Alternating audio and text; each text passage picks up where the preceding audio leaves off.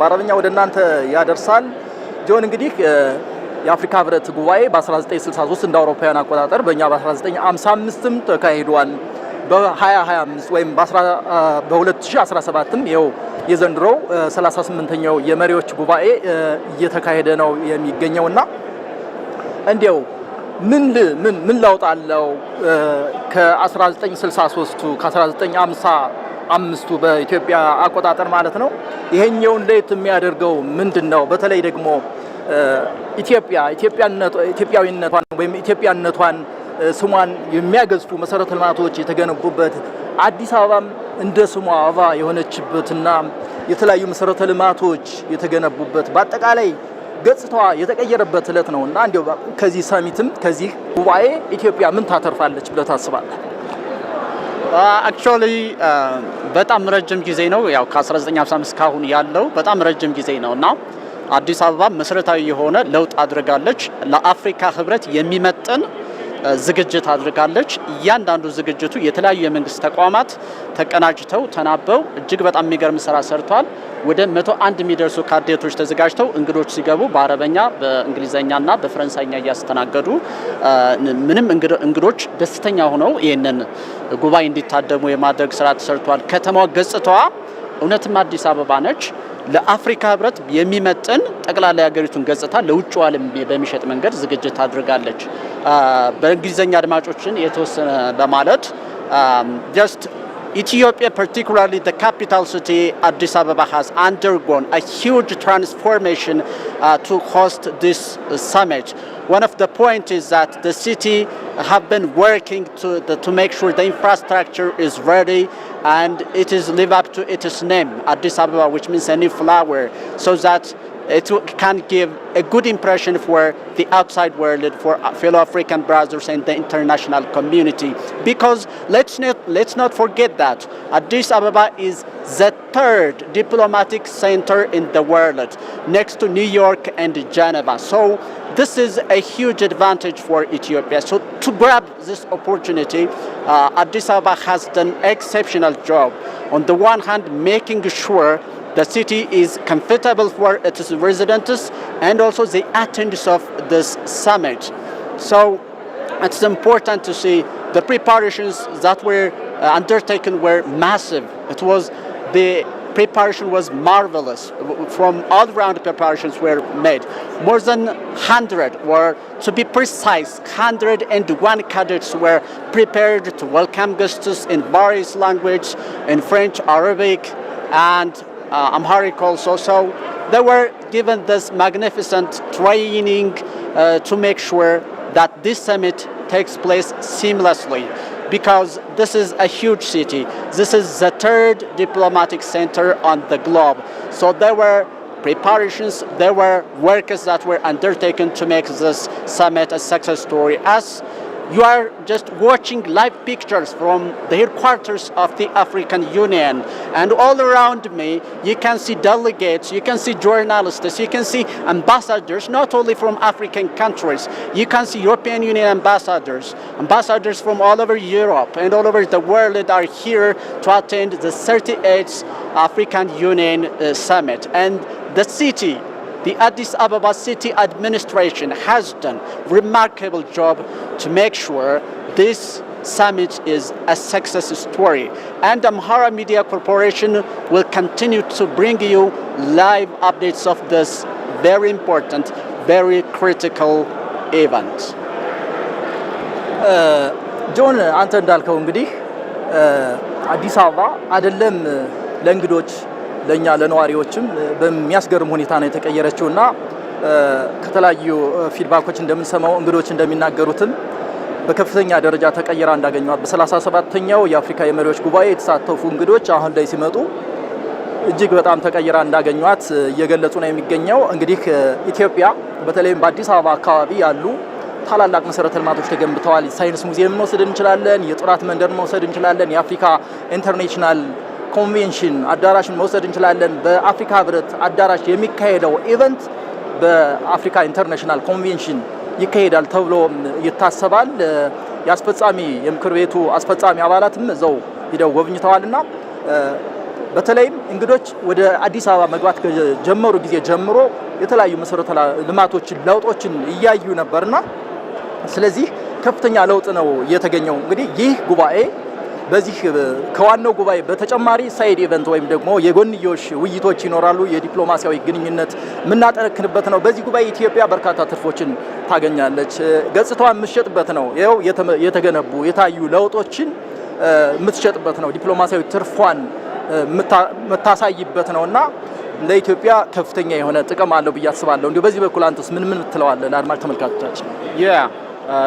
To be sure, Addis Ababa has done an extraordinary job to make sure the summit is a success, and the city has done some remarkable jobs when it comes to dealing with its past, its history, and creating new tourism sites, tourist destinations. For example, there are must-see destinations that you must look at when you are in Addis. One of them is also the Grand Palace. So we're talking about here reparation. So we're talking about the past. So Addis Ababa has done extraordinary job when it comes to replenishing the National Palace. So the National Palace Museum is one of an exemplary work.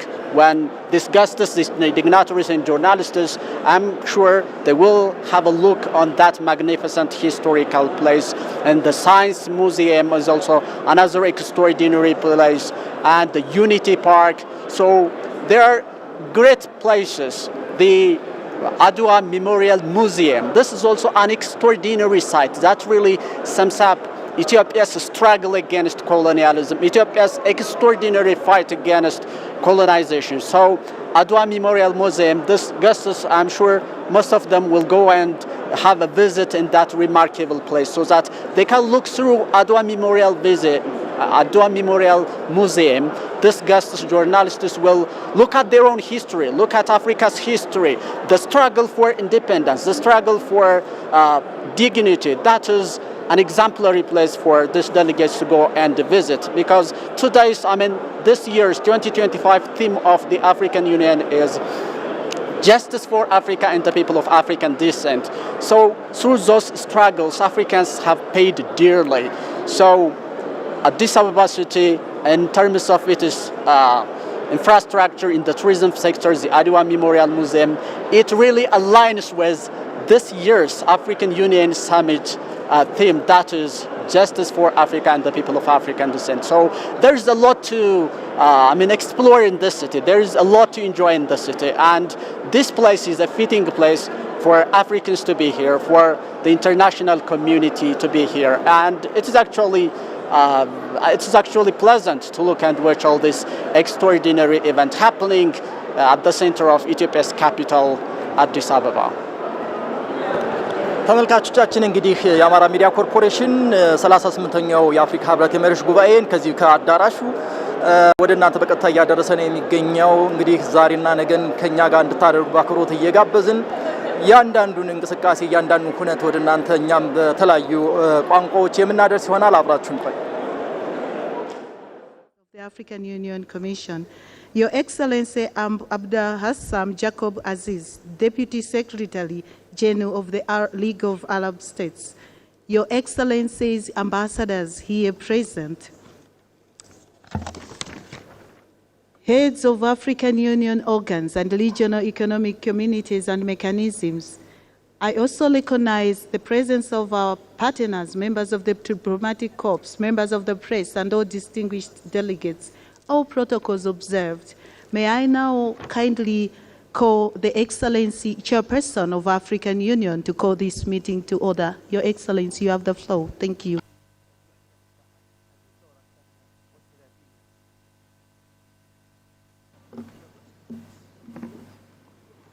Excellence, Dr Abiy Ahmed, Premier ministre de la République démocratique d'Éthiopie, notre hôte, honorable chef d'État et de gouvernement, chers collègues, Excellence Musa Faki Muhammad, président de la Commission de l'Union africaine, je souhaite une chaleureuse bienvenue à tous les chefs d'État et de gouvernement et les hauts représentants des États membres et à nos distingués invités, je voudrais aussi exprimer notre appréciation pour votre présence. Je suis heureux de déclarer ouverts les travaux de la 38e session ordinaire de la conférence de l'Union africaine. Et pour commencer, mesdames et messieurs, je vous invite à vous lever pour observer une minute de silence à la suite de la disparition d'un grand combattant pour la liberté, Monsieur Samo Nujoma, père fondateur de la Namibie. Donc je vous remercie.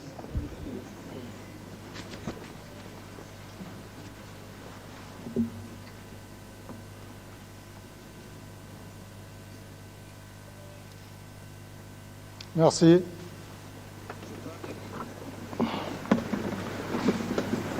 Je souhaite maintenant inviter le protocole de la Commission à nous décliner le déroulement de la cérémonie d'ouverture.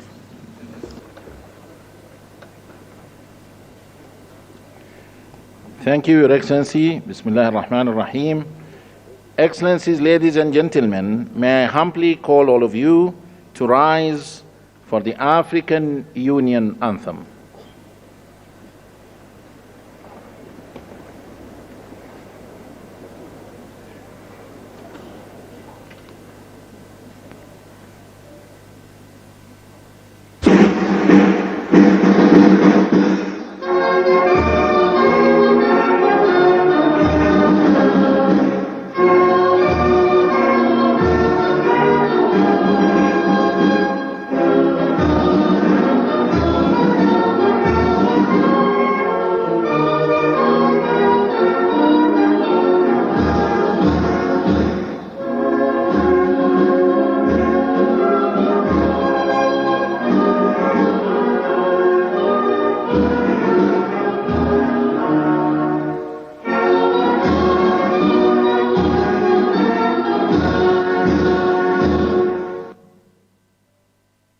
Thank you.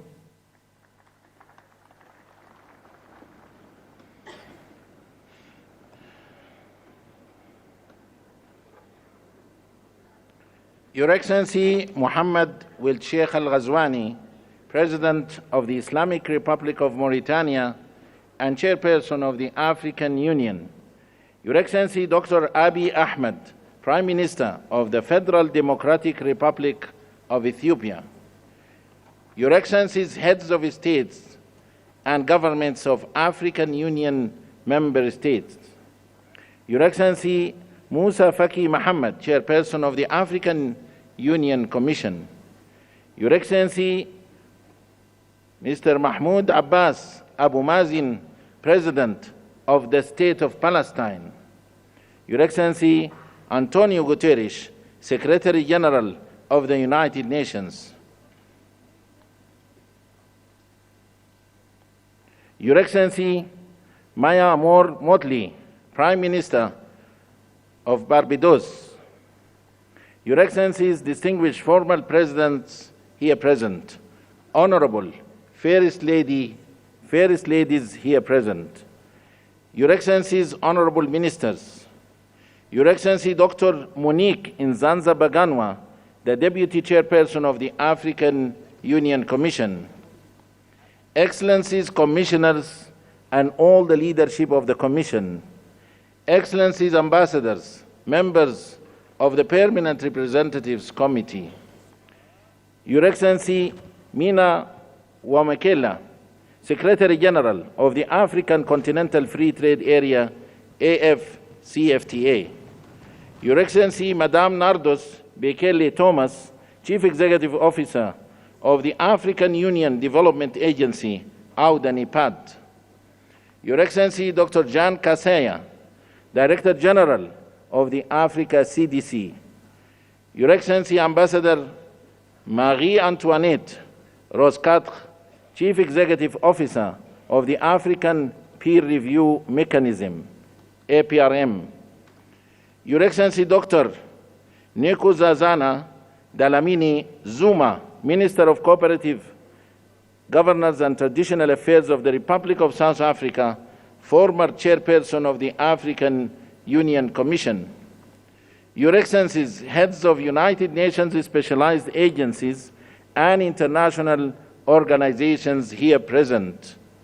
سعادة نائب الأمين العام لجامعة الدول العربية ممثل الأمين العام. Your Excellency Luis Moshikiu Abo, Secretary General of the International Organization of La Francophonie. Your Excellency Dr. Warkena Yibihu, Executive Secretary of the Intergovernmental Authority on Development, IGAD. Your Excellencies, Heads of COMISA, ECOWAS, SINSAT, EAC, ECAS, SADC, and UMMA. Your Excellency, Dr. Akinomi Adesina, President of the African Development Bank Group, a strong believer of the African development and prosperity. Your Excellencies, Dr. Benedict Oki Orama, President of the Afri-Exim Bank. Your Excellency, Dr. Sidi Wildeta, President of the Arab Bank for Economic Development in Africa, Badia.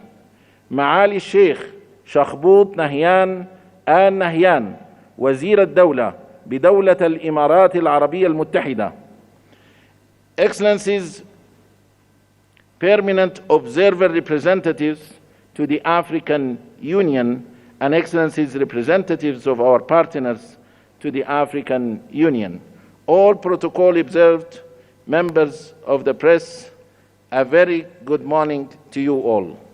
It gives me immense honor and pleasure to welcome you all to the opening ceremony of the 38th Ordinary Session of the AU Assembly of Heads of States and Governments being held today at the Nelson Mandela Hall, the African Union headquarters in Addis Ababa, the capital of Africa.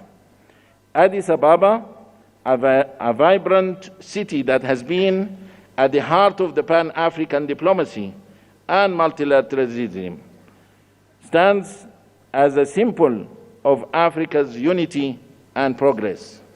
As a host nation of the African Union, Ethiopia plays a crucial role in fostering continental dialogue and advancing African integration. Your Excellencies, ladies and gentlemen, the 38th Ordinary Session of the Assembly of Heads of States and Governments of the African Union holds significant importance as it will oversee the elections of the chairperson and the deputy chairperson of the African Union Commission. Over the past years, the African Union has made remarkable progress in conflict resolution, mediation, and peacekeeping efforts, contributing to greater stability across the continent. Economic transformation has been further strengthened through the African Continental Free Trade Area, an accession to the G20, contributing towards the implementation of Agenda 2063, the Africa we want. Excellencies, ladies and gentlemen, having said so, the program of today's opening ceremony will stand as follows. We will have a statement by His Excellency Dr. Abiy Ahmed, Prime Minister of the Federal Democratic Republic of Ethiopia, followed by a statement by His Excellency Musa Faki Muhammad, Chairperson of the African Union Commission, following which a statement by His Excellency Antonio Guterres, Secretary General of the United Nations. We shall then have a statement by His Excellency Mahmoud Abbas, President of the State of Palestine. Then His Excellency Mahmoud Sheikh Al-Ghazwani, President of the Islamic Republic of Mauritania and Chairperson of the African Union, will make his opening remarks. Immediately after that, we will call the Dean of African Ambassadors in Ethiopia to introduce the new Bureau, members of the African Union Assembly, following which we shall have the handover ceremony for the chairperson of the African Union.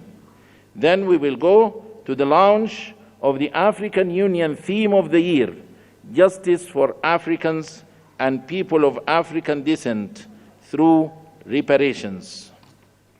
Without any further ado, I have the great honor and privilege to invite His Excellency Dr. Abiy Ahmed, Prime Minister of the Federal Democratic Republic of Ethiopia, to deliver his statement. Your Excellency, the floor is yours. Your Excellency.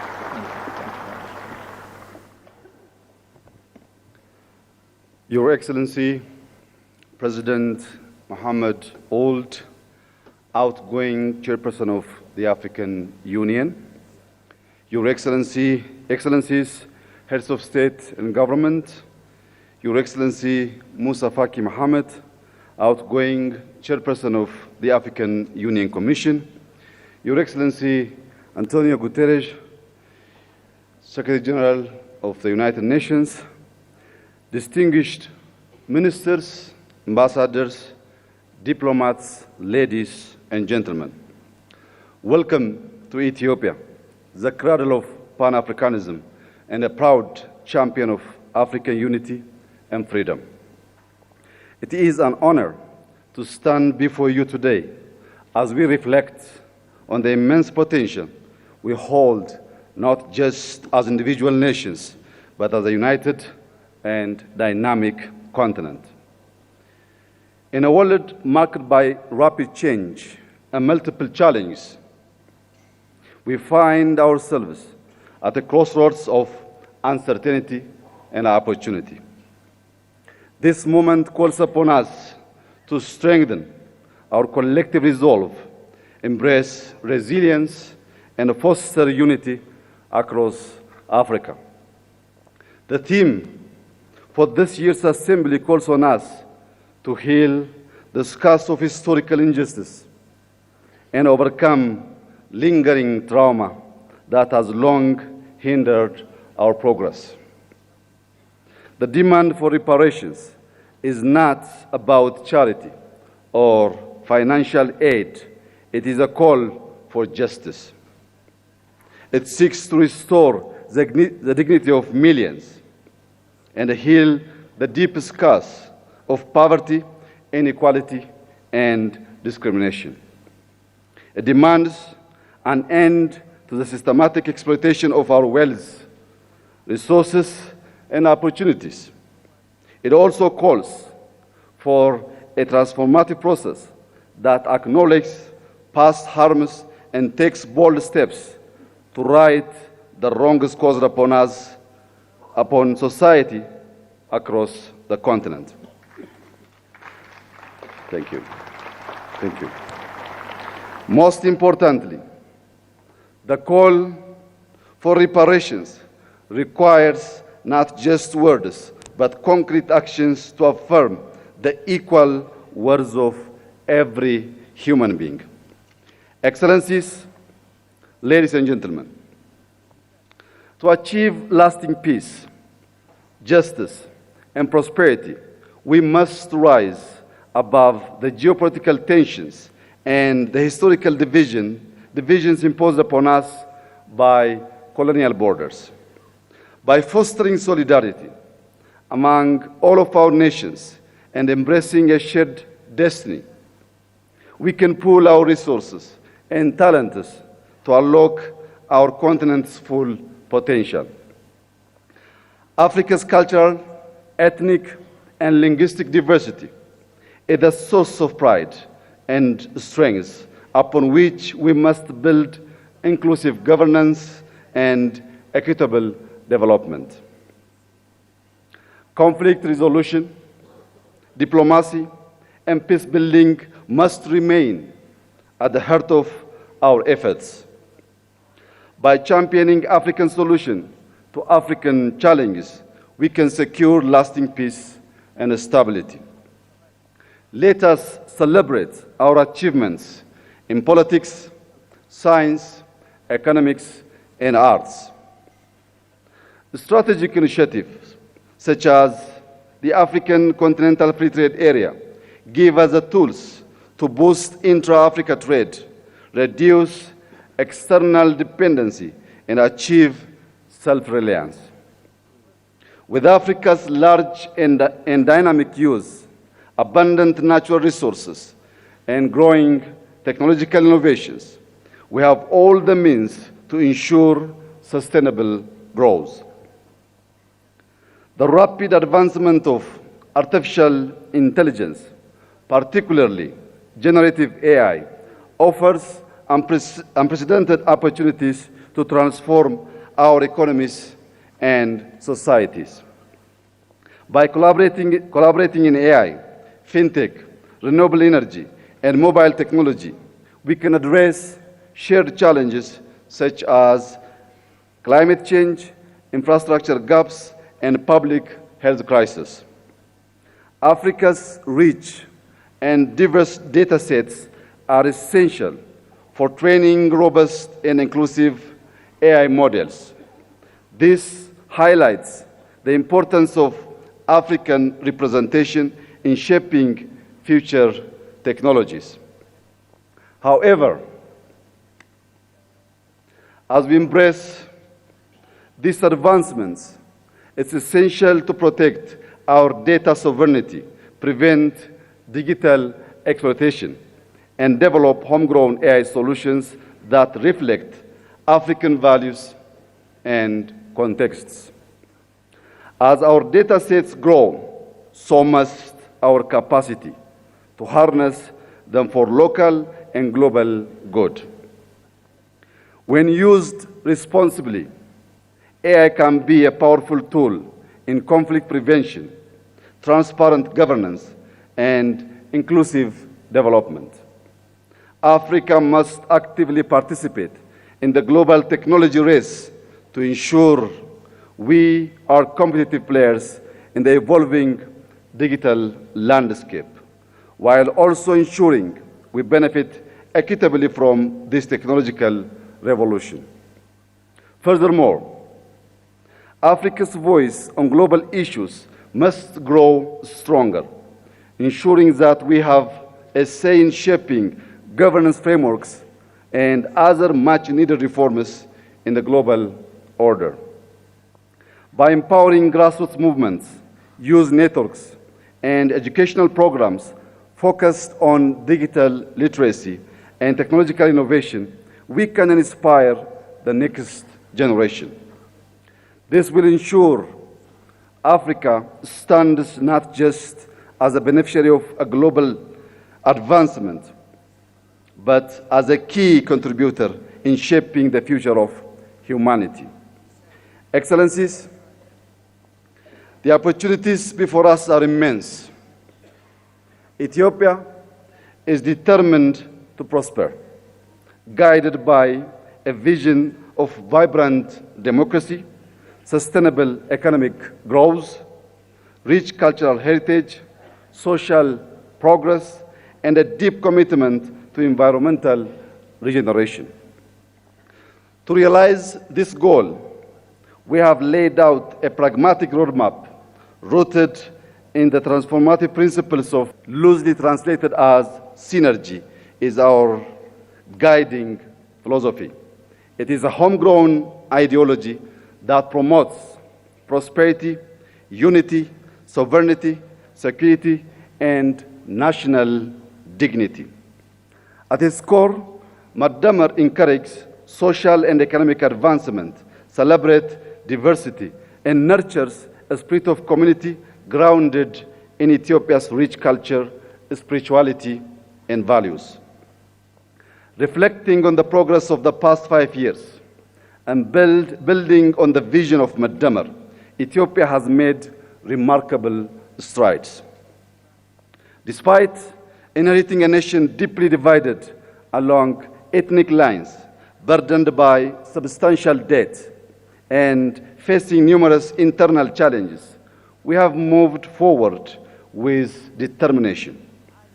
At the same time, we navigated a complex and ever-changing regional and international landscape. Yet, through resilience and cooperation, we continue to move closer to the realization of our shared vision of prosperity. Our achievements speak for themselves. Allow me to share a few highlights. We have reformed our political system, transforming into an inclusive multi-party framework that reflects the diversity of our nation. To deepen these reforms and foster cohesion, reconciliation, and peace, we are undertaking a national dialogue. On the economic front, we have built a resilient and diverse economy. Over the past 5 years, we have doubled our cultivated land, increasing crop production to nearly 700 million quintals, with the wheat accounting for 40% of this total. These efforts have strengthened food security and driven rural development. Today, Ethiopia is the largest wheat producer in Africa.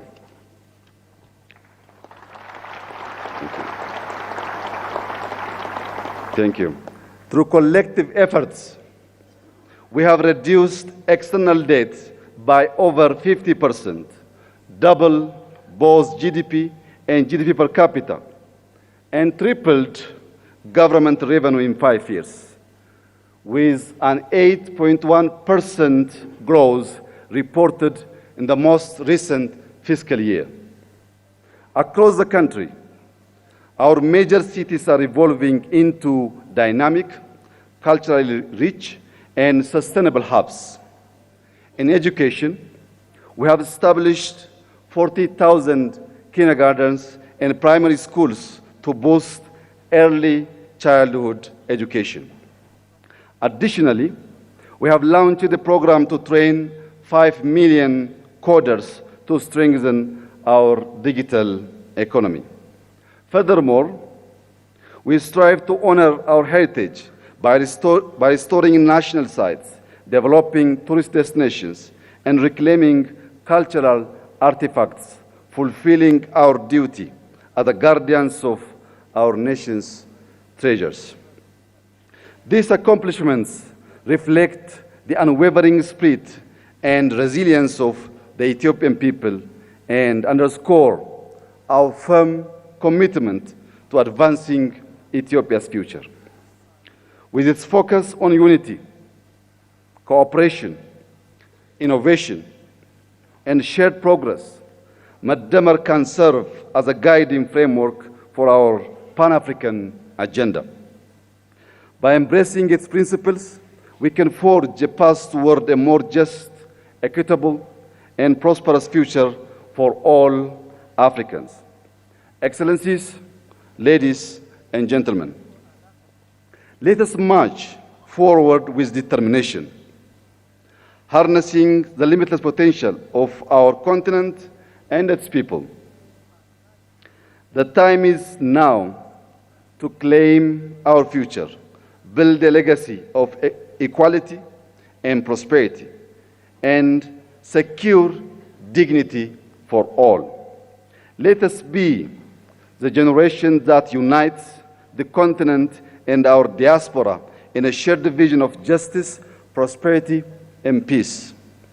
To conclude, I thank our outgoing chairperson, President Muhammad Ould, for his leadership and representing our organization on the global stage.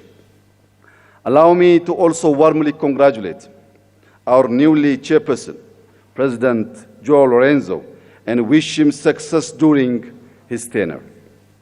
I would also like to take a moment to express my heartfelt gratitude to His Excellency Musa Faki Muhammad for his exemplary leadership as chairperson of the African Union Commission over the past 8 years.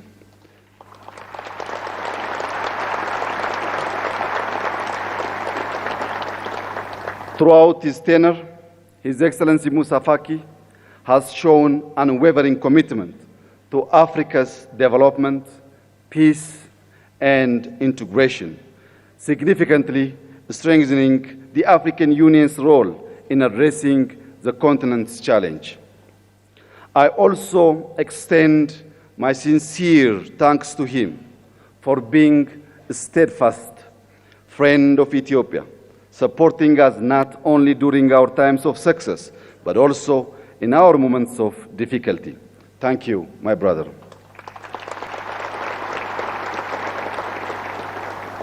As we bid farewell to His Excellency Musa Faki, it is with great pleasure that I extend a warm welcome to our incoming chairperson of the African Union Commission here in Ethiopia. I am confident that under his leadership, we will continue to make great strides toward achieving our collective goals. I wish him every success during his mandate. Thank you for your attention, and I wish us all a fruitful summit. God bless Ethiopia. God bless Africa. I thank you.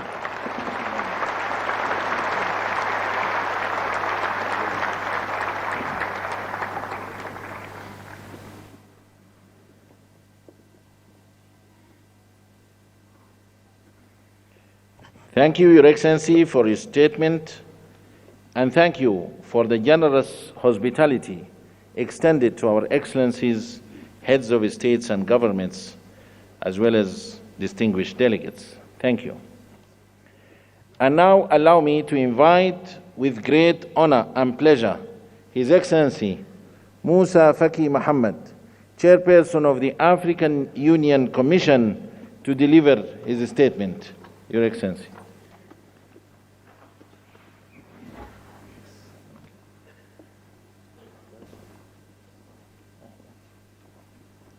Excellences, Monsieur Mohamed Ould Cheikh Al-Ghazouani, Président de la République islamique de Mauritanie, Président en exercice de l'Union africaine,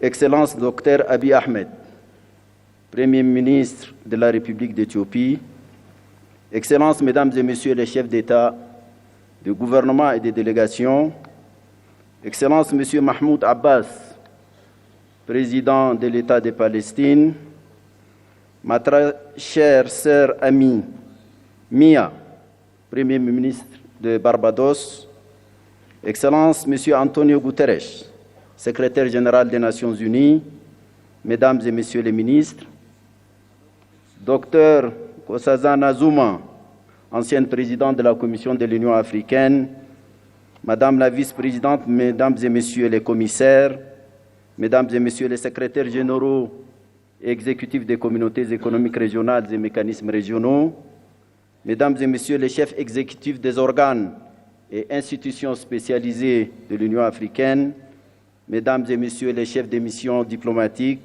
distingués invités, Mesdames et Messieurs. C'est à la fois avec un grand honneur et un immense plaisir que je m'adresse à vous aujourd'hui pour la dernière fois en ma qualité de président de la Commission de l'Union africaine. Je voudrais tout d'abord, puisque nous sommes encore au début de l'année nouvelle 2025, présenter à vos excellences, vos familles et vos peuples, au nom de tous les personnels de l'Union africaine, mes meilleurs vœux de santé, de prospérité et de succès. Je voudrais aussi exprimer mes sincères remerciements aux présidents en exercice avec lesquels j'ai successivement travaillé ces 8 dernières années.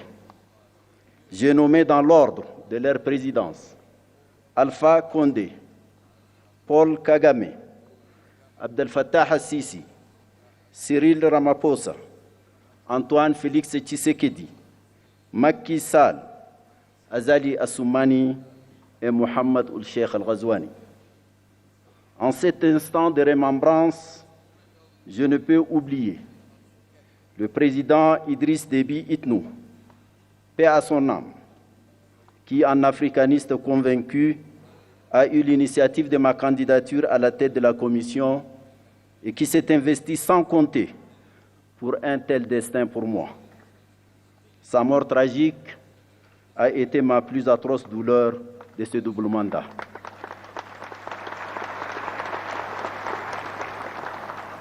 Excellences, Mesdames, Messieurs, 8 ans se sont écoulés depuis mon élection fin janvier 2017 comme président de la Commission de l'Union africaine. En ce moment chargé d'historicité, de signification et de symboles, je voudrais m'acquitter du devoir moral de vous présenter les grandes lignes du bilan de ce double mandat. Grâce à ces parcours, je me suis profondément imprégné à la fois de ce qui fait la grandeur et le rayonnement de notre continent, de notre organisation continentale, ainsi que des pesanteurs et limites diverses ayant entraîné le rythme de nos cadences. J'ai sillonné ce beau et fantastique continent. J'éprouve une profonde fierté d'avoir visité au moins une fois tous les 55 membres de notre Union. L'opportunité que m'offre ce moment est historique et unique. J'y tenterai de m'acquitter de la double obligation de rendre compte et de m'interroger sur quelques problématiques en ayant bien conscience qu'il ne faut absolument pas abuser de votre temps si précieux. Un rapport consolidé de notre bilan et un rapport annuel vous ont été distribués conformément à notre réglementation. Monsieur le Président, Excellences, Mesdames et Messieurs, les rapides et intenses bouleversements géopolitiques qui ont caractérisé le contexte international durant mes 2 mandats ont eu des manifestations à la fois violentes et déstabilisatrices. La subite dégradation de la situation sanitaire consécutive au déclenchement de la Covid-19 s'est accompagnée malheureusement d'importants chocs et de profondes turbulences économiques et diplomatiques. Pour l'Afrique, cela s'est traduit par une aggravation du poids de la dette, de la baisse des flux d'investissement publics et privés, de la violence et de la prégnance de certains conflits africains, de l'affaissement du panafricanisme et des chaînes de solidarité africaines, des manifestations d'obsolescence des institutions africaines, des appétits extérieurs en Afrique, des déficiences patentes en matière de gouvernance et de leadership en Afrique et même dans le monde, de la crise du multilatéralisme post-Seconde Guerre mondiale, etc., etc. La guerre russo-ukrainienne, enclenchée en février 2022, est venue noircir davantage ces tableaux, annonçant une recomposition géopolitique mondiale. Est née une ligne de fracture qui a suscité une forme de bipolarité qui, dans les imaginaires politiques, évoque la réalité pourtant théoriquement dépassée de la guerre froide. Des incertitudes profondes sur la soutenabilité de la paix et de la coopération internationale ont empoisonné les esprits, assombri les consciences et ont renforcé le pessimisme, les égoïsmes et le pragmatisme mercantile. Les conséquences de cette guerre ont profondément affecté l'Afrique, qui importait l'essentiel de sa consommation céréalière et ses intrants agricoles de ces 2 pays, la Russie et l'Ukraine. Le spectre de l'insécurité alimentaire et sanitaire a plané sur bien de nos pays, dont un bon nombre continue de souffrir de leur fragilité structurelle. أصحاب الفخامة والمعالي السادة سيداتي وسادتي، وفي الشرق الأوسط فإن الشعب الفلسطيني الشقيق عانى ويعاني أبشع أنواع الظلم في التاريخ البشري. إن الحرب الفظيعة والجائرة التي دمرت كل شيء في فلسطين وخاصة في غزة، واستمرار حرمان هذا الشعب من حقوقه الأساسية في الاستقلال والسلام والوجود والحياة بكل بساطة، لا تشكل عاراً جسيماً لكل الإنسانية.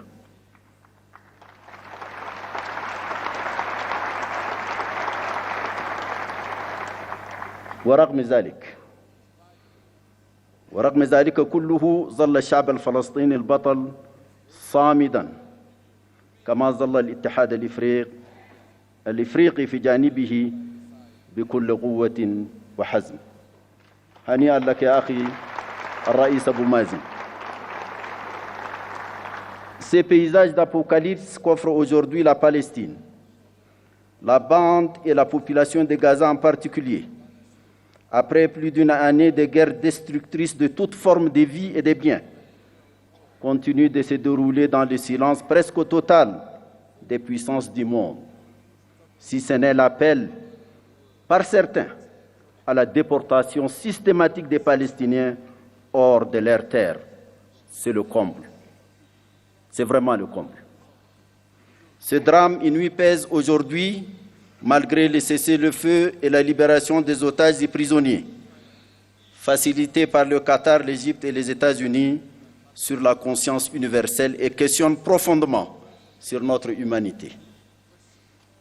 Les taux de la mondialisation avancée, étouffante, déshumanisée, ne laissent point l'Afrique en dehors de l'élite hégémonique qui se déroule loin de sa terre.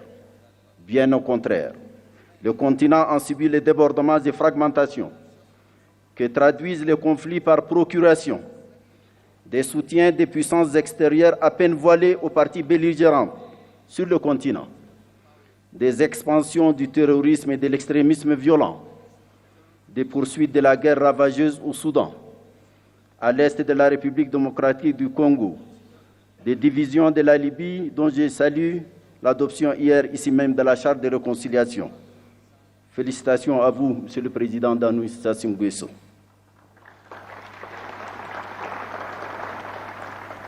Les tensions de tous ordres au Sahel, au bassin du lac Tchad, au golfe de Guinée, au Mozambique, à la Corne de l'Afrique et dans la région des Grands Lacs sont un autre pan de ces chapelets embrasiers des crises africaines. Les flux de réfugiés politiques, économiques, environnementaux et autres personnes déplacées internes viennent accentuer la situation sécuritaire, alimentaire et sanitaire déjà fragile de nombreux États membres. C'est à ce contexte mondial et régional fortement dégradé que nous avons été confrontés au cours des 8 dernières années de développement de notre action. Excellences, Monsieur le Président, Mesdames et Messieurs, la réforme institutionnelle de notre Union entamée en 2017 ambitionnait la création de conditions optimales pour garantir la poursuite efficiente des programmes inscrits dans notre boussole doctrinale stratégique, l'agenda 2063, aux fins d'une meilleure résistance aux défis ainsi identifiés.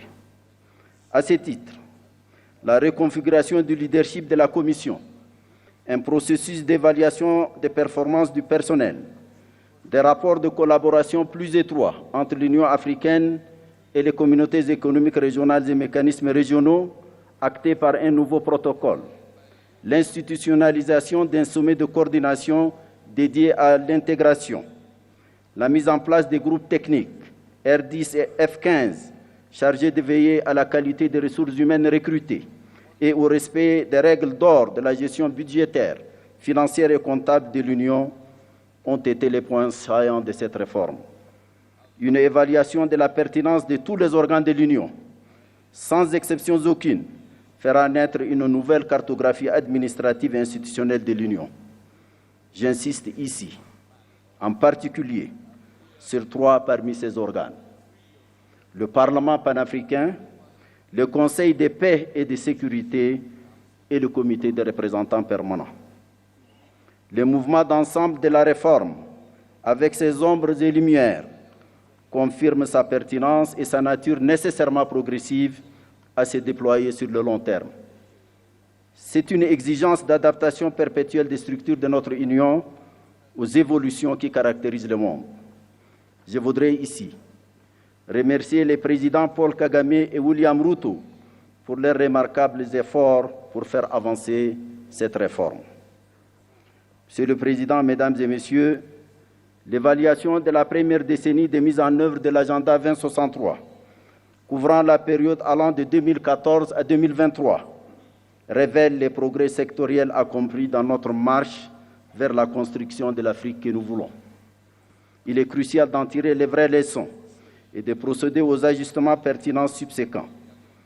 Dans le domaine de la santé, c'est une approche holistique, traduite sur le terrain à travers des actions auréolées de succès. Avec la survenance de la pandémie de la COVID-19, Africa CDC s'est affirmée comme l'instrument le plus efficace de la lutte contre toutes les maladies. La préoccupante question du financement de la santé continue de nous préoccuper. 2 mécanismes de financement de la couverture sanitaire universelle et celle de la lutte contre la malnutrition sur le continent ont été conçus. Grâce au Centre africain des vaccins vétérinaires, PANVAC, dont le nouveau laboratoire de production de vaccins a été inauguré en février 2024, une avancée significative dans le domaine de l'élevage, de la santé animale et du développement socio-économique a été réalisée. L'Agence africaine des médicaments, AMA, a commencé l'installation de son siège à Kigali et ses activités sont sur la rampe de lancement. La médecine traditionnelle a bénéficié de l'élaboration de 2 plans décennaux, le dernier courant de 2025 à 2035. Le champ de l'éducation a été animé par la volonté de concevoir un nouveau système éducatif pensé en fonction des exigences d'un monde où l'enjeu majeur est devenu la compétition autour de l'innovation scientifique, technologique et maintenant par l'intelligence artificielle. C'est en cohérence avec cette âme que des stratégies diverses et complémentaires ont été développées, notamment lors de la conférence de Nouakchott de l'année 2024, initiée par la présidence en exercice la Mauritanie, en collaboration avec la Commission de l'Union africaine et d'autres partenaires, dont l'UNICEF et l'UNESCO en particulier. La centralité des problématiques genre et jeunesse a été affirmée. Les envoyés spéciaux femmes et jeunes se sont bien implantés dans l'univers institutionnel du leadership de l'organisation. Tout au long des 8 années de ce double mandat, bien d'autres domaines cruciaux ont retenu toute l'attention qu'ils méritent, de par leur importance pour le développement socio-économique de l'Afrique.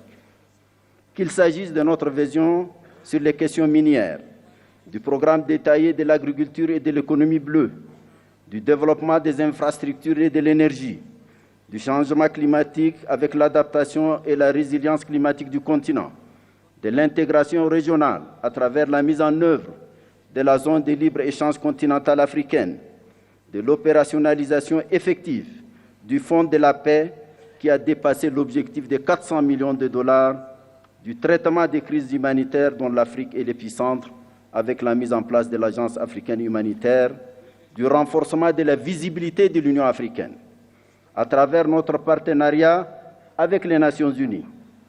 Tous ont été au centre de notre entreprise collective. Je profite de l'occasion pour rendre ici un hommage tout particulier à un artisan majeur de ces partenariats. J'ai nommé Antonio Guterres, un grand ami de l'Afrique. Merci Antonio.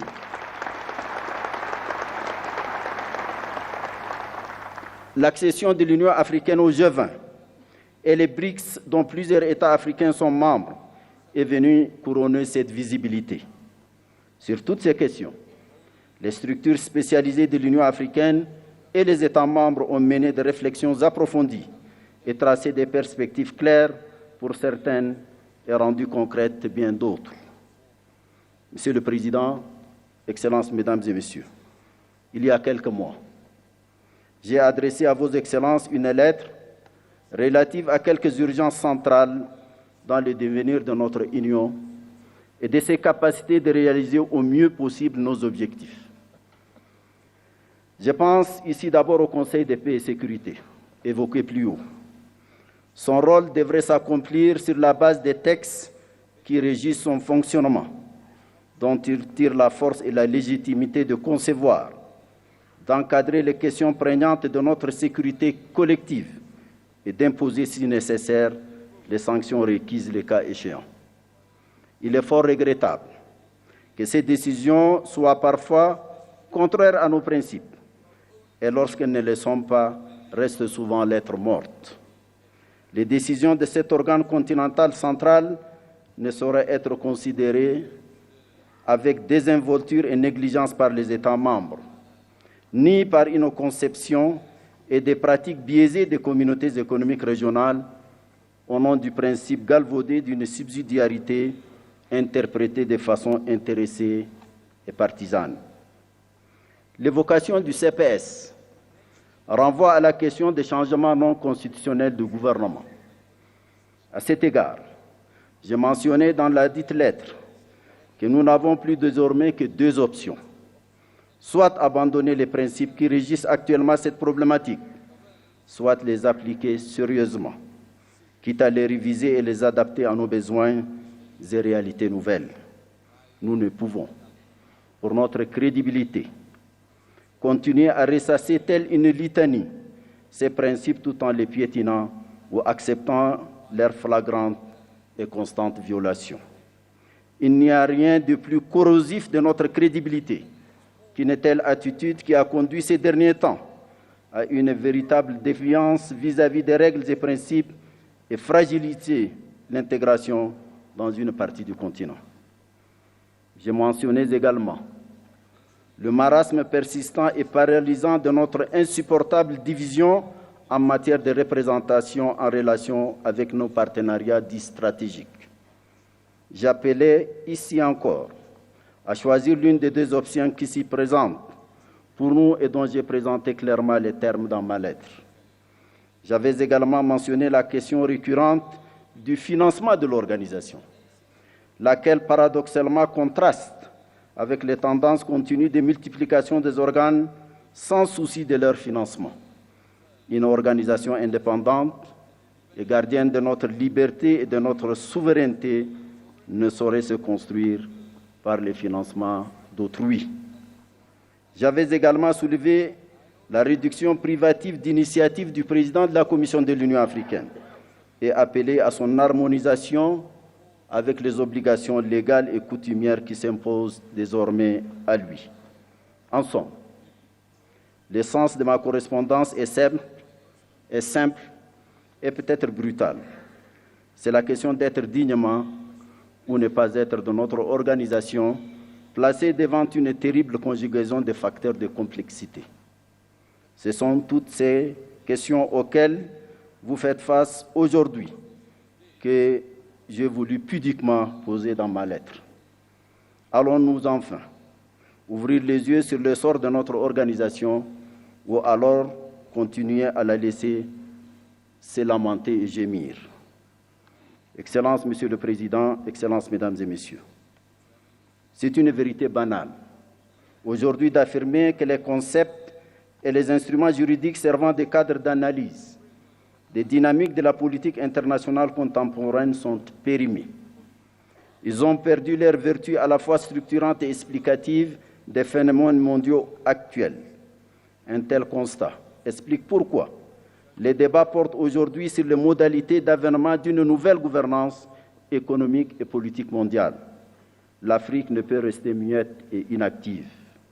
Elle doit impérativement se jeter dans la bataille pour se tailler sa place propre dans les configurations en cours de recomposition. Ce n'est pas facile. Cela demandera de l'ingéniosité, de la créativité, de la méthode, du courage. Plus généralement, cela demandera une vraie rédemption pour un réveil de la conscience et de l'âme du panafricanisme. Celui de la conscience de notre africanité, celui de la fierté de notre africanité, celui de l'attachement à notre africanité, celui du rejet de notre dépersonnalisation et de notre servilité nihiliste, de notre identité et de notre être.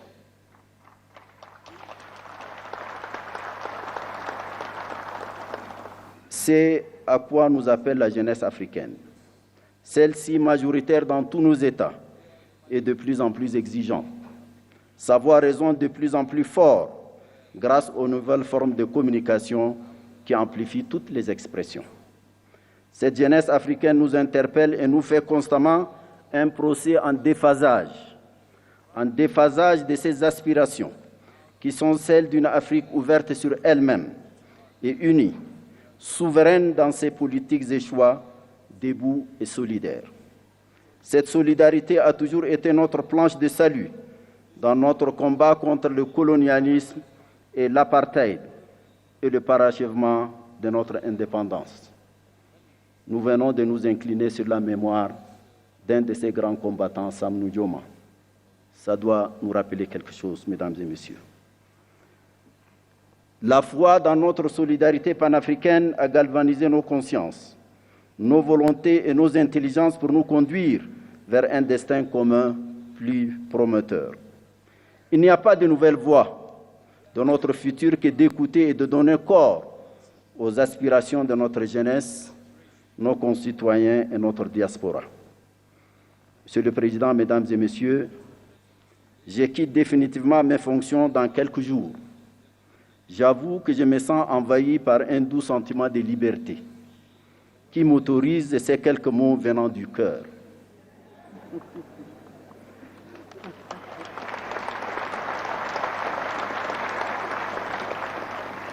Le premier est un mot de profonde gratitude à vos excellences pour la confiance que vous m'avez accordée en m'élisant pour 2 mandats successifs, président de la Commission de l'Union africaine. Soyez assurés que j'ai mesuré et je mesure toujours toutes les dimensions de cette confiance et du lourd poids de la gratitude et la reconnaissance subséquente. Le deuxième mot porte sur l'autre et moi. Dans cet autre, je pense d'abord à nos partenaires, surtout ceux qui nous ont offert une amitié sincère et une coopération mutuellement avantageuse. Je voudrais les remercier tous et leur exprimer notre gratitude. Je pense ensuite à vous ici présents, ainsi qu'à ceux qui nous ont quittés pour différentes raisons. Nous avons réalisé de bonnes et grandes choses, et surtout avons, autant que faire se peut, respecter une certaine éthique et une ligne de conduite que nous croyons conforme à nos principes et objectifs. Veuillez accepter toute ma reconnaissance. Les membres de la Commission de l'Union africaine, d'autres hommes et femmes ensuite, y ont travaillé, souvent dans l'ombre, avec assiduité, dévouement, discipline et talent. Je voudrais leur rendre l'hommage qu'ils méritent.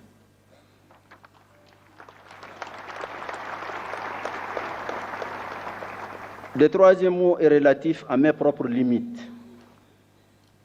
J'ai tant voulu faire vite et mieux au cours des 2 mandats que vous m'avez confiés. Je sais que je n'ai pas tout fait. Peut-être ai-je sous-estimé la lourdeur de la tâche et le poids des pesanteurs.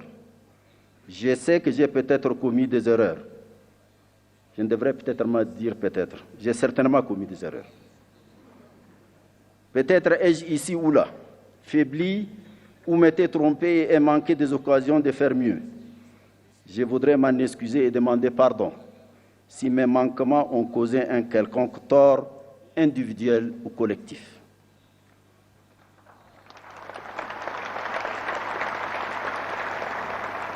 Le 4e mot est relatif à mon sentiment de l'instant.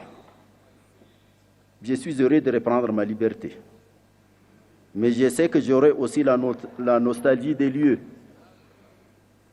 des femmes et des hommes que j'y ai connus, du peuple éthiopien à la civilisation millénaire. À vous, mon cher Dr Abiy Ahmed, Betam Amesegnalem.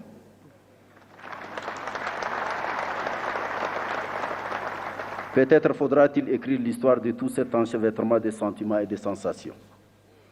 Enfin, mon 5e mot est celui de mon serment, de continuer à servir, de penser à l'Afrique, à servir l'Afrique, à rêver pour elle, pour sa jeunesse à laquelle nous n'avons pas fait suffisamment et à laquelle nous devons faire beaucoup, car après tout, c'est elle qui compte aujourd'hui et davantage demain.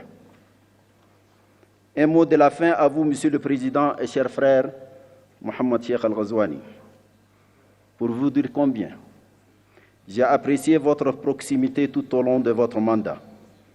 Vous avez été un maître de sagesse, de civisme et de hauteur, inspirant à tous égards.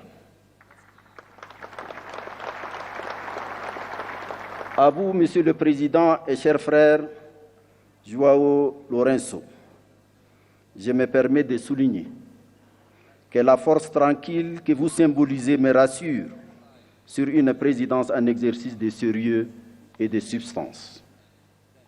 Puissiez-vous tous les deux en particulier, et nous tous, avoir une pensée agissante pour les grands prisonniers du Sahel, le président Mohamed Bazoum, dont rien ne justifie l'interminable détention. Il doit être libéré sans condition. Plein succès à notre sommet, plein succès à notre prochain leadership. Je vous remercie.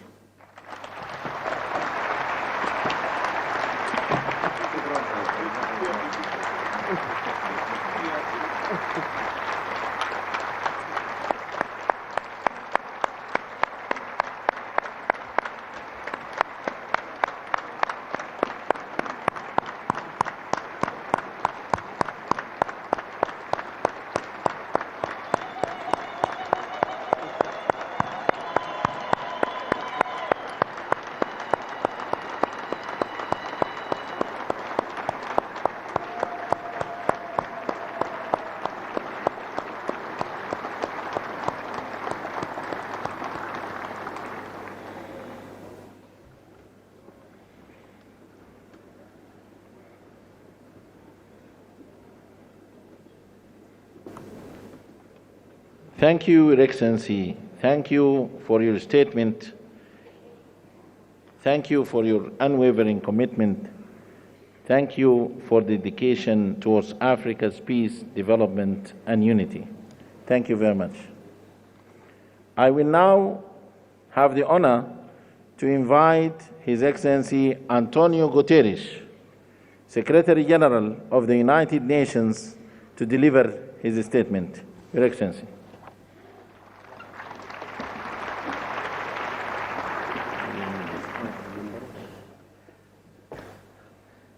Monsieur le Président de l'Union africaine, Excellences, Excellencies, ladies and gentlemen, all protocol observed.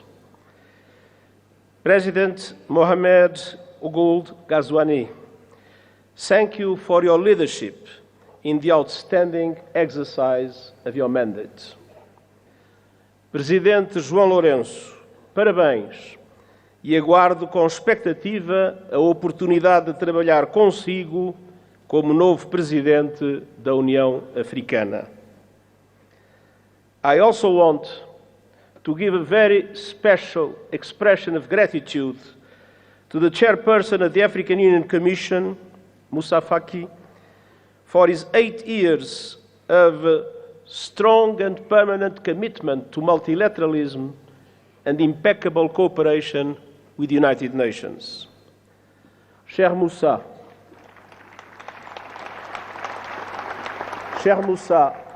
travailler avec toi est un privilège, un plaisir et un honneur.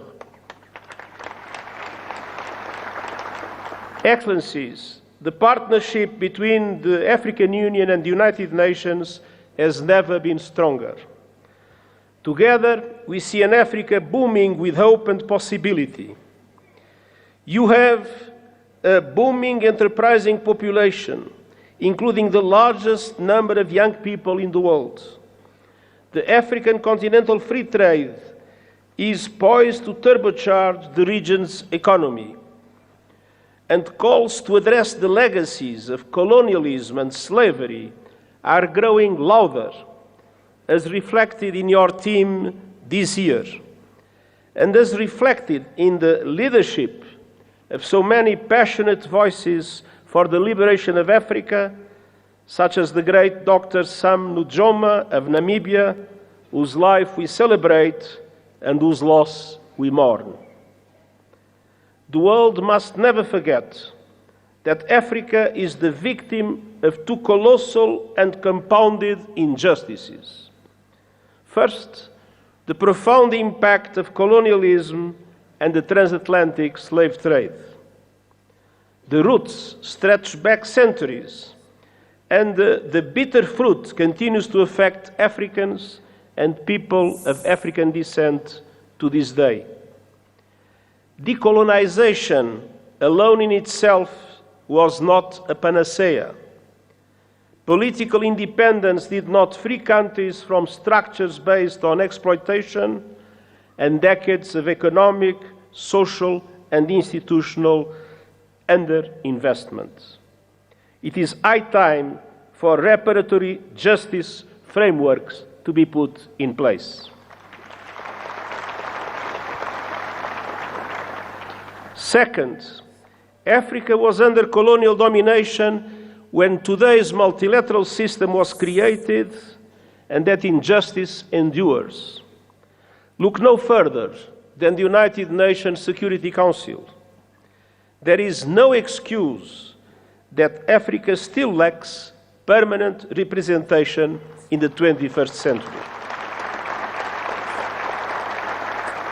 I will keep working with the African Union and all member states to ensure the representation Africa needs and the justice you deserve, including with 2 permanent members of the Security Council. And we will keep pressing together for an international financial architecture that is no longer outdated, dysfunctional, and unfair. Correcting age-old injustices is essential to address here and now challenges. And the good news is that we have many of the solutions we need. Last year, you helped drive that effort at the United Nations with the Pact for the Future. And I thank Africa for its support that was vital to approve the Pact. Our task now is to make those commitments a reality. South Africa's G20 chairmanship could not come at a better time. Let me point to 4 areas for action. First, we must push for peace, security, and alleviating appalling levels of human suffering. Sudan is being torn apart before our eyes and is now home to the world's largest displacement crisis and famine. As we near the holy months of Ramadan, it is time for an immediate cessation of hostilities. And the international community must come together to stop the flow of weapons and the bankrolling of bloodshed. In the Democratic Republic of the Congolese people have been suffering yet again from a brutal cycle of violence. And the fighting that is raging in South Kivu as a result of the continuation of the M23 offensive threatens to push the entire region over the precipice. Regional escalation must be avoided at all costs. There is no military solution. The deadlock must end, the dialogue must begin, and the sovereignty and territorial integrity of the DRC must be respected. The conclusions of the recent joint EAC-SADC summit offer a way forward, with a renewed call for an immediate ceasefire and new momentum for regional efforts based on the Luanda and Nairobi processes. Now is the time for swift implementation. And you can count on the continued support of the United Nations, including MONUSCO. In the Sahel, the clear and present threat of terrorism is undermining peace, security, and sustainable development. And in Somalia, we are urging predictable funding for the African Union support and stabilization mission, and I hope that our voice will be heard by the Security Council. And as we gather here in Africa, I know all our minds are also very much on Gaza. A resumption of hostilities must be avoided at all costs. The Palestinian people have suffered too much. I welcome efforts by the parties to abide by the ceasefire agreement and urge action for a permanent ceasefire and the release of all hostages. Peace is possible in the Middle East, and that starts with tangible, irreversible, and permanent progress towards the two-state solution, Israel and Palestine living side by side in peace and security. Excellencies, on all fronts, we stand shoulder to shoulder with the African Union to advance security, stability, human rights, and rule of law. Excellencies, second, we must keep working together to deliver the AU 2063 agenda and the 2030 agenda for sustainable development and drive action on finance. African countries pay up to 8 times more to borrow than developed countries, and 20 are in or at risk of debt distress. The Pact for the Future supports an international financial architecture reform to reflect today's economy, ensuring fair representation and urging effective action on debt relief. And I will stand with Africa as a matter of justice and to right the historic wrongs. Excellencies, third, the climate crisis. Climate disasters are tearing across Africa, destroying lives, upending livelihoods, devastating economies, and inflaming conflict. At the same time, the renewables revolution is unstoppable, and Africa is poised to become a global clean energy powerhouse.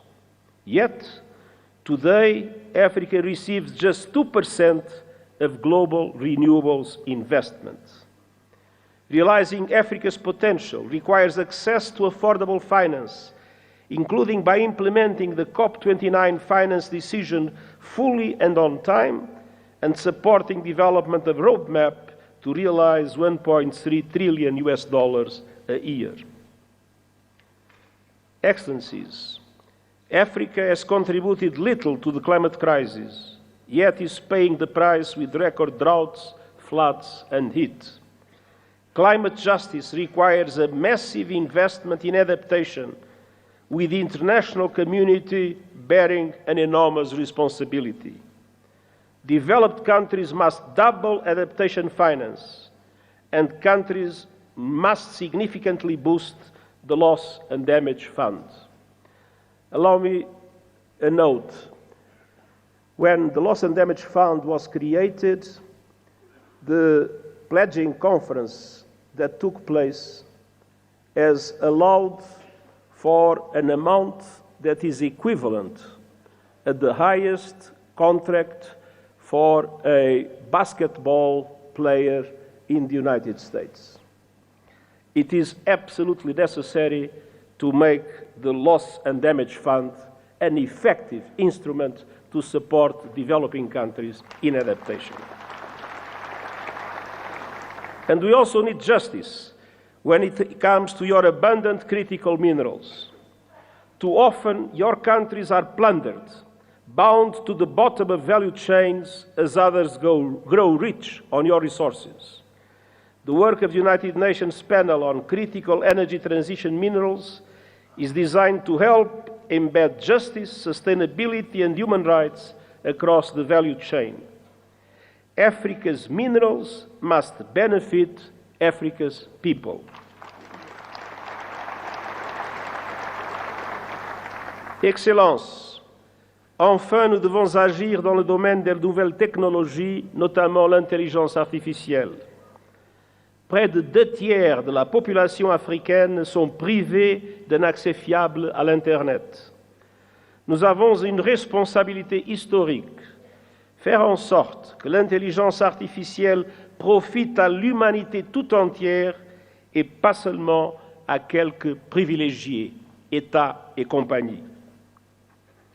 Le pacte numérique mondial partage les ambitions du pacte numérique africain. Connectivité universelle, renforcement des capacités et une gouvernance responsable de l'intelligence artificielle. Je présenterai bientôt un rapport sur les modèles innovants de financement volontaire et les initiatives de renforcement des capacités afin d'aider les pays du Sud global à exploiter l'intelligence artificielle pour le bien commun. Ensemble, assurons-nous que les promesses seront tenues. Excellences, l'Union africaine et l'ONU sont unis et déterminés à rendre justice à votre continent sans laisser personne de côté. Nous disposons de bases solides pour aller de l'avant. Alors, ensemble, concrétisons ces engagements. Et permettez-moi de dire une dernière phrase dans ma langue maternelle. Digamos com uma só voz, viva África!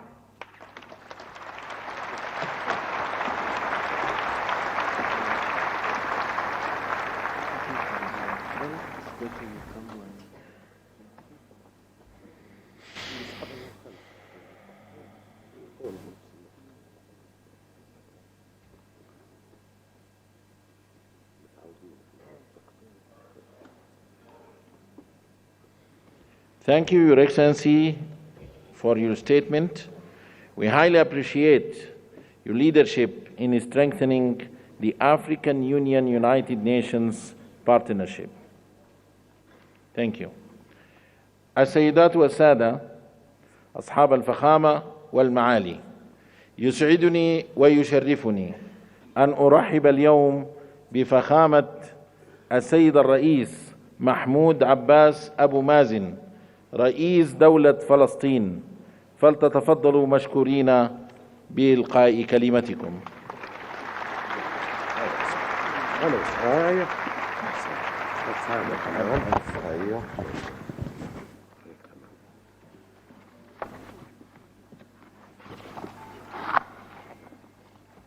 بسم الله الرحمن الرحيم.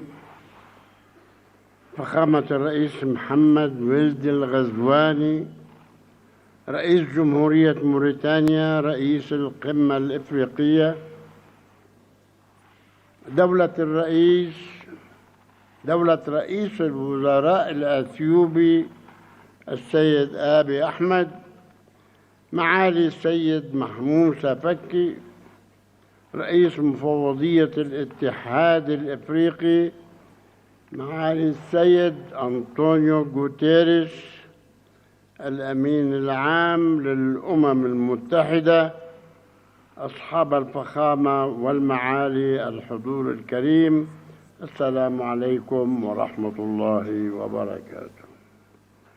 نود في البداية أن نقدم التهنئة لفخامة الرئيس جواو لورينسو رئيس جمهورية أنغولا على توليه رئاسة الاتحاد الإفريقي للعام 2025، متمنين له التوفيق والنجاح، والشكر موصول لفخامة الرئيس محمد ولد الغزواني على رئاسته للدورة السابقة للاتحاد.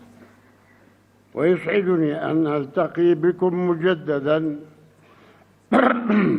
وباسم الشعب الفلسطيني الذي يحمل في قلبه تقديراً عميقاً لشعوب وقيادات دول إفريقيا التي نفتخر بصداقتها، والتي كانت ولا تزال داعماً مخلصاً لنضالنا العادل من أجل الحرية والاستقلال.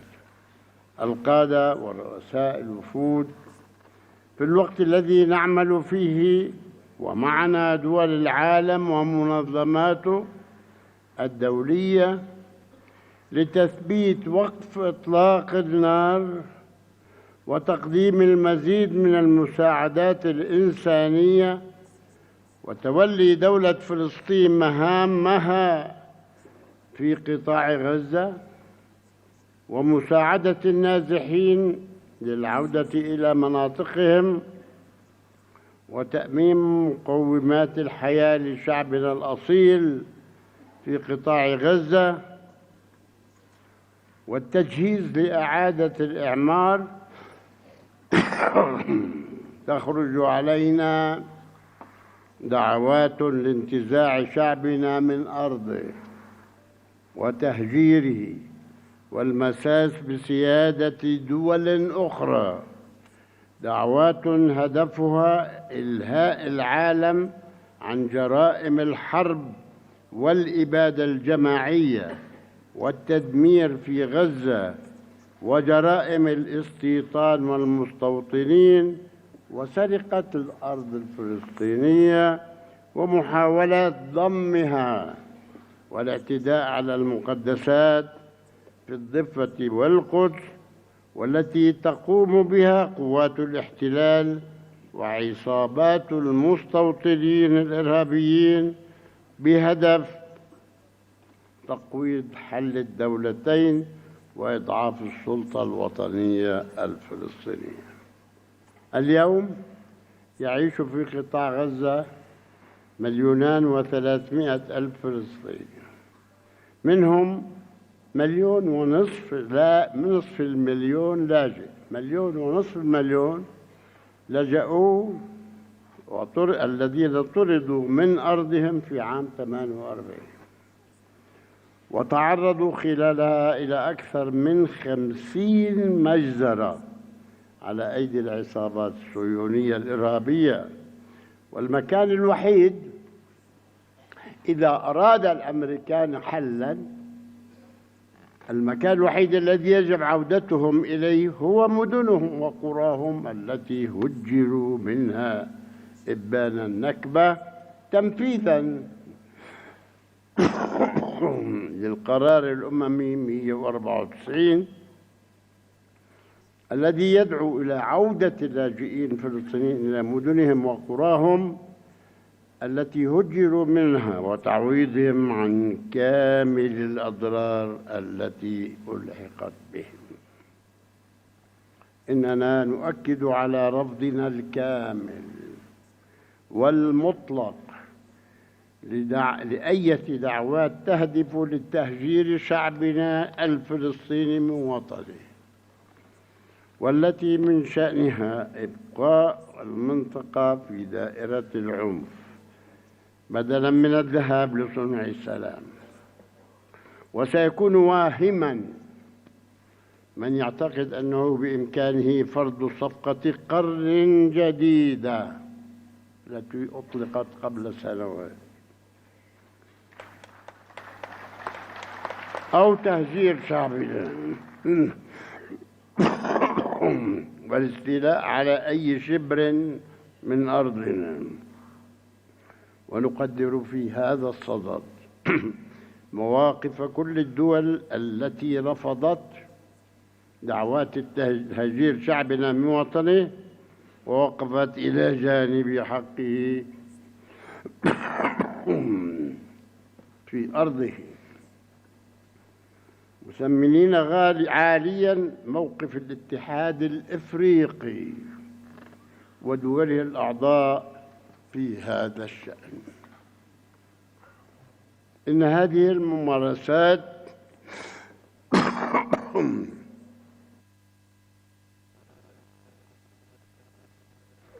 الاستعمارية الإسرائيلية تتطلب إجراءات عاجلة من المجتمع الدولي ومجلس الأمن قبل تفشي قوى التطرف التي تعمل على دفن حل الدولتين.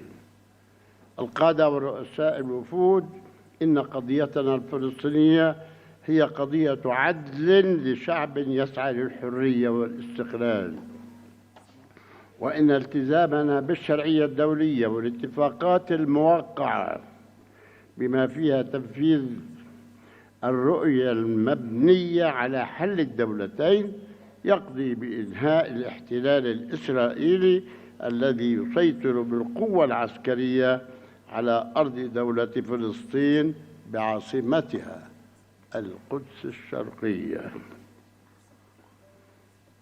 على خطوط العام 67. هذا ما قررته الشرعية الدولية وقرار مجلس الأمن 242 و338 وتنفيذ مبادرة السلام العربية لتعيش جميع شعوب المنطقة في أمن وسلام وحسن جوار، وهو الأمر الذي يأتي تنفيذاً للرأي الاستشاري لمحكمة العدل الدولية الذي نص على عدم قانونية الاحتلال وضرورة إنهائه، وحدد الوقت في خلال 12 شهراً. المحكمة الدولية قررت 12 شهر يجب عليه أن ينتهي وفق قرار الجمعية العامة للأمم المتحدة وعقد مؤتمر الأطراف السامية المتعاقدة على اتفاقية جنيف الشهر المقبل. وندعو بهذه المناسبة دول الاتحاد الأفريقي للمشاركة في هذا المؤتمر الهام. القادة ورؤساء الوفود، إن تحقيق الأمن والاستقرار الدوليين يتطلب من الجميع المشاركة الفاعلة في التحالف العالمي لتنفيذ حل الدولتين ودعم المؤتمر الدولي للسلام المقرر عقده في الأمم المتحدة في منتصف يونيو القادم برئاسة مشتركة للمملكة العربية السعودية وفرنسا، والذي يشكل فرصة لحشد الطاقات الدولية للاعتراف الدولي بدولة فلسطين والحصول على العضوية الكاملة في الأمم المتحدة. لم نحصل على العضوية الكاملة بسبب قرارات الفيتو الأمريكية، نحن مراقبون في الأمم المتحدة، وتنفيذ حل الدولتين المبني على الشرعية الدولية. إن انعقاد القمة الإفريقية تحت عنوان العدالة للأفارقة والأشخاص من أجل الإفريقي من خلال التعويضات يعكس التزامكم الأصيل بالعدالة كقيمة إنسانية عالمية، وهو التزام نرى صداه في دعمكم الدائم. Commitment whose echoes are seen in your continuous support to the Palestinian people who are still suffering from the last form of colonization in the world. We are the only ones living under colonization. You lived under this colonization, but you were liberated. Finally, we reiterate our thanks to the African Union and the member states for their continued support to the struggle of the Palestinian people to cherish their freedom and independence. And we wish your summit full success and more prosperity for the African people and their free peoples. Thank you very much for your attention.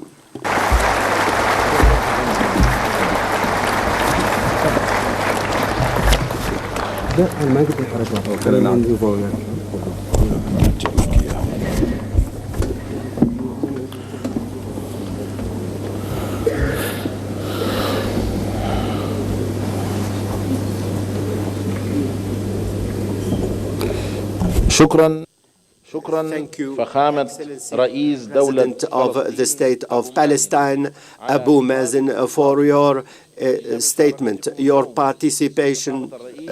Mr. President confirms the continued support of the African Union to the Palestinian cause, support in full support. I now have the honor to invite His Excellency Muhammad Sheikh Al-Ghazwani, President of the Islamic Republic of Mauritania and Chairperson of the African Union, to deliver his opening remarks. Excellency.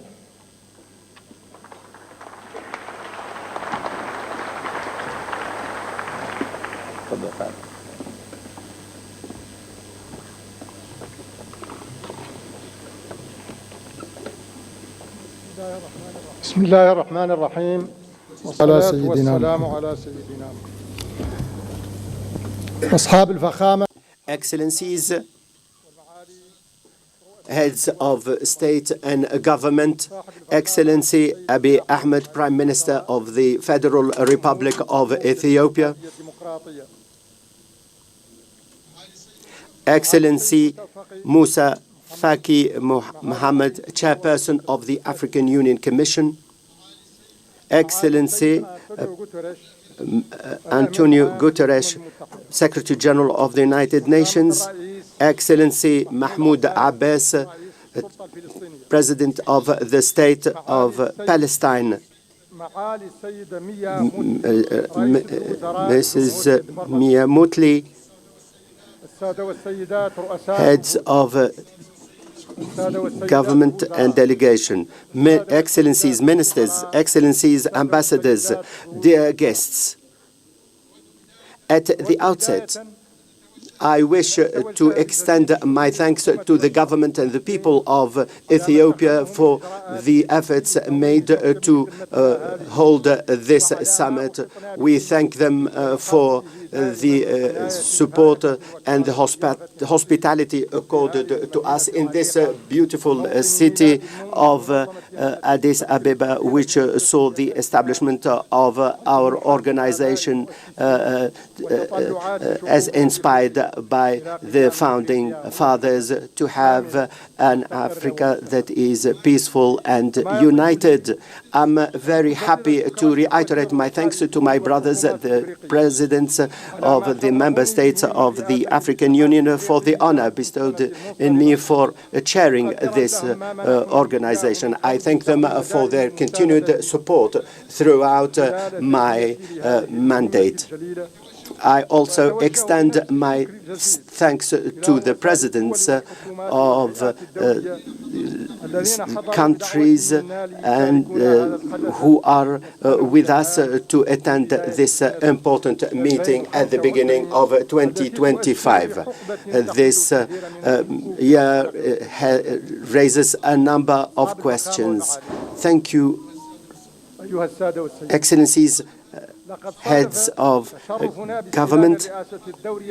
My chairmanship of the African Union has taken place at an international period that is highly sensitive. This also coincided by our adoption of the second decade plan within the framework of Agenda 2063. It represents a plan for development for member states and the regional economic communities and the various organs of the African Union. By adopting this decade plan, we can see our solid commitment to meet the aspirations of our peoples to have the Africa that we all want, in spite of the obstacles and in spite of all the challenges. And these challenges are tremendous. When I became the chairperson of the African Union, I was fully aware of the volume of the commitment and the responsibility. Today, our world is witnessing various crises. These are where we have more areas of conflict, and tensions have jeopardized relations between countries. They have also jeopardized the values on which the world system has been established since the Second World War.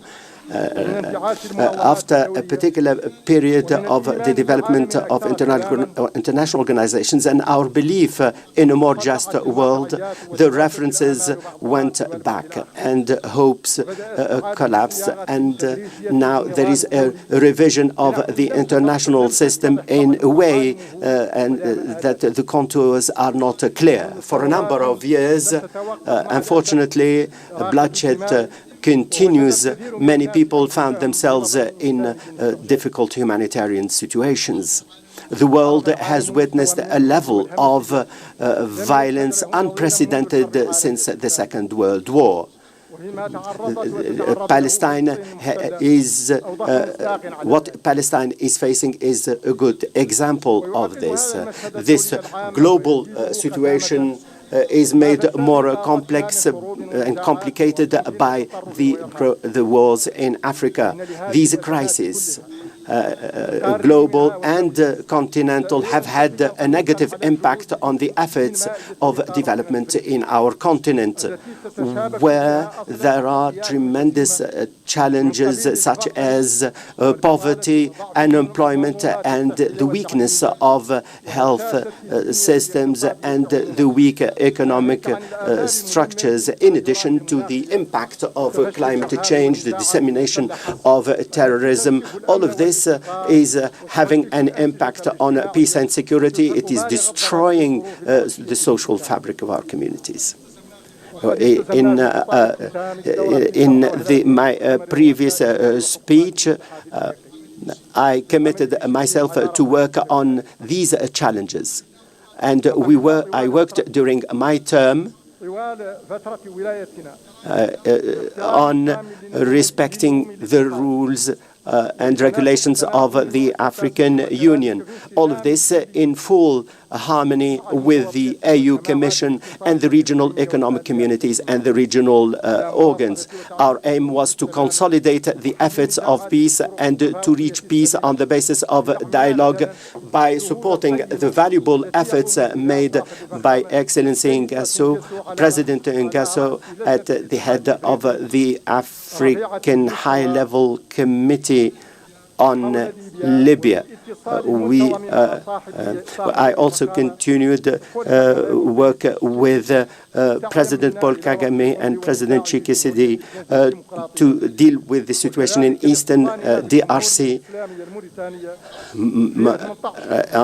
In 2024, Mauritania hosted the third meeting to consolidate the peace initiative in Sudan. We also met General Al-Burhan on the 13th and the 14th of January 2025, and the aim was to end the hostilities in Sudan and to protect its peoples and territories. In spite of the efforts made by the Union and the regional economic communities and the member states, the establishment of comprehensive peace in our continent remains to be achieved. Therefore, I call for the implementation of the decisions made by the Malabo decisions in 2022 on the basis of the work of the PSC. And this can be done at 4 levels: harmonization, financial sustainability. All of this will meet the ongoing security challenges. All of this will enable us the possibility to explore more effective solutions to achieve peace and security. We need to identify the appropriate mechanisms that should enable us to settle the challenges of peace and security. In this context, we need the efforts of each one of us as part of a collective effort in order to meet these challenges. Excellencies, ladies and gentlemen, we gave a great deal of attention to the agenda of development during our term. We endeavored to mobilize resources by organizing or participating in a number of meetings. We organized with His Excellency Samuel Ruto in the Nairobi summit to support the resource mobilization. We consolidated this with our work with President Hassan Ouattara on the occasion of the economic summit held in Abidjan. This represented a landmark in resource mobilization for our organization. The efforts of support have led to renewing the mobilization of resources. We also participated in the work of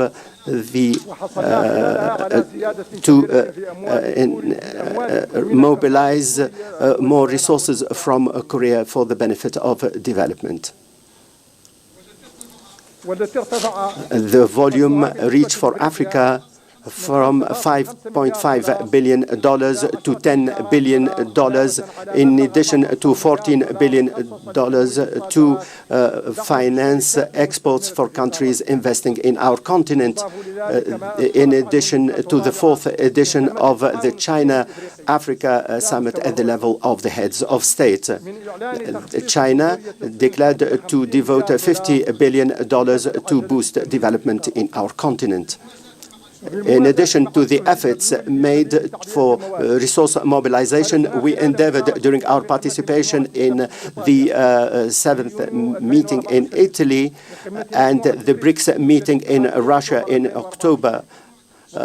Also in our meeting in Brazil in November 24, in addition to other events, we endeavored to solve the problem of debt by promoting development. We also called for the review of the support, and we called for establishing a new charter for financing development that would be more flexible and sustainable and would lead to the mobilization of resources that are commensurate with development. We also called for a better implementation of plans by the multi-party financial organizations for the benefit of development and to implement our international agenda. In addition to resource mobilization, in order to promote development, we endeavored to turn our resources into an effective and sustainable development that can meet the faced challenges. These challenges have been worsened by the various crises. In this context, and in line with what was indicated, we called for a more flexibility to enable people to access education. In line with the theme for last year, we had this meeting in Mauritania in collaboration with the African Union, a continental meeting on education and employment of youths. This meeting was held in Nouakchott. The aim was to integrate youth and employment and to youth represent the majority of the people, and these youths face the dangers of violence, radicalization, and illegal migration. I call upon the summit to adopt the Nouakchott Declaration because it calls for a sustainable education to support peace and security and to create jobs and to reduce unemployment and precarity. African youths need an effective educational and training system. They also, like other African citizens, need health systems that enable them to have access to good quality health care. This will enable them to deal with the arising health issues as witnessed in our continent, such as the smallpox, cholera, and the like. In this context, I would like to hail the work carried out by the Africa Disease Center in dealing with the sudden health crisis. I congratulate Dr. Jankaya for the pioneering work done in this regard. Today, I will present a detailed report on this issue. Excellencies, ladies and gentlemen, In line with the Dhaka Declaration on Food Security and the following, we held two exceptional meetings to consolidate the agricultural systems. The first meeting was held in Nairobi in May 2024. It dealt with soil and the use of fertilizers. And in January 25, there was also a meeting in Kampala to develop flexible agricultural systems. A strategy and an action plan were adopted in order to promote a comprehensive agricultural development for the years starting 2026. I invite the summit to adopt the declaration and the action plan, and the same applies to the declaration of Nairobi. The aim is to promote investment and develop agricultural industries. With a particular, the focus on industry requires that we need to have an energy that is sufficient and at an acceptable cost. We held in Dar es Salaam with Her Excellency Samia Suluhu, and in coordination with the African Development Bank and the World Bank, in last January, we held the African Summit on Energy in order to promote access to electricity for millions of Africans in sub-Saharan countries. There were a number of energy pledges. In this regard, I call for extending our congratulations to the President of the African Development Bank and the President of the World Bank for their efforts to, within the framework of this ambitious partnership, to support development efforts in the continent. Energy plays an important role in dealing with climate challenges. These climate challenges have a major impact on our countries. There is the issue of global warming, and we need to deploy more efforts for the energy transformation. On your behalf, during the 29th session of the multi-party meeting on climate change, COP29, held in Baku in 2024, we called for the need for the international community to fulfill its commitment and to assist us in dealing with the negative impact of climate change. Excellencies, ladies and gentlemen, the achievement of the second action plan to implement Agenda 2063 is closely related to the coordination between the AU and the regional economic communities. For this reason, in our mid-year coordinating committee in Accra, we focused on integrating our national plans in continental programs to achieve African complementarity and to make its voice heard. This enable us to have the position that should enable us to effectively participate in the development of international agenda that should focus on sensitive African issues.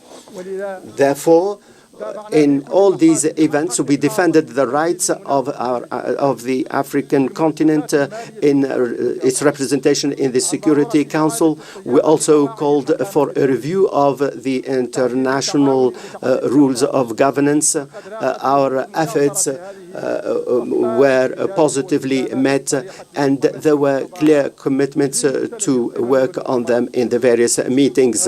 But the effectiveness of the follow-up and the joint African work mean that we need to continue the structural transformation of our continent. You all know the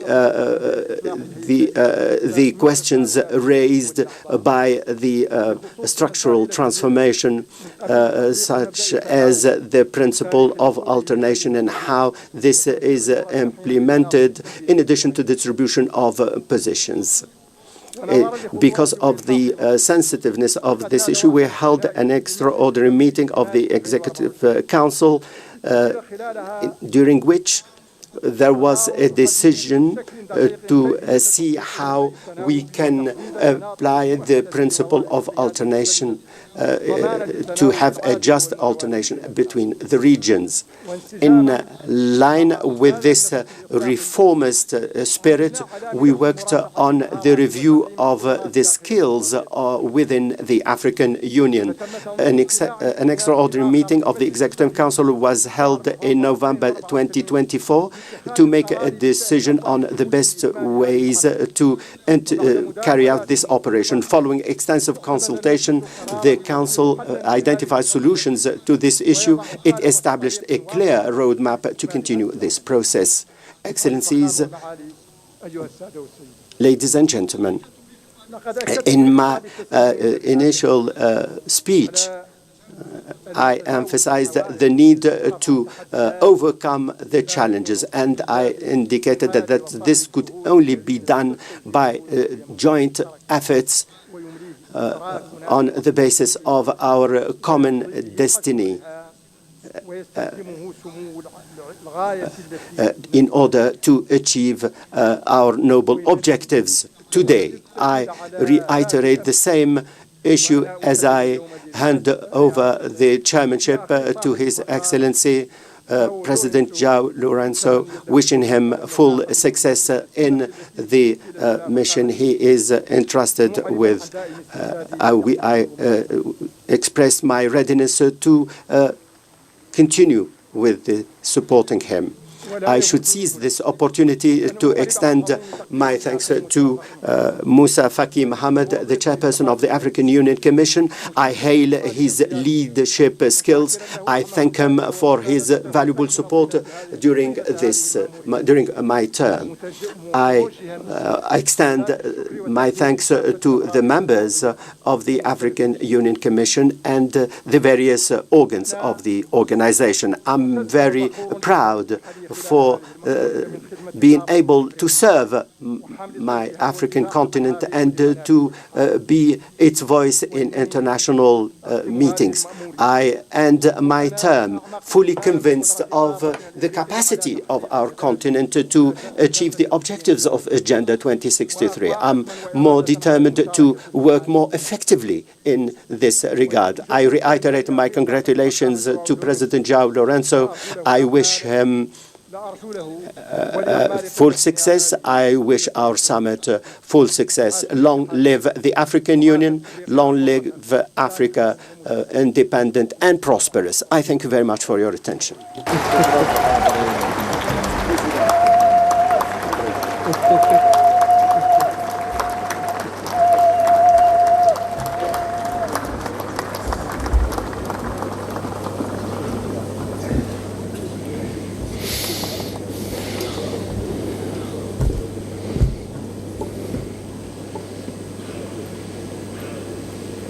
شكرا فخامة الرئيس. شكرا فخامة الرئيس على كلمتكم.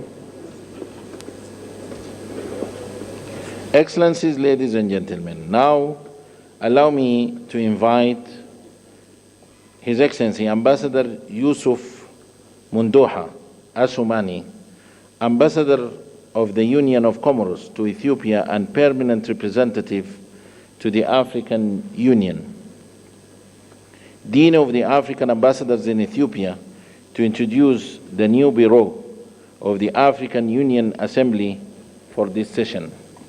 Your Excellency. Thank you.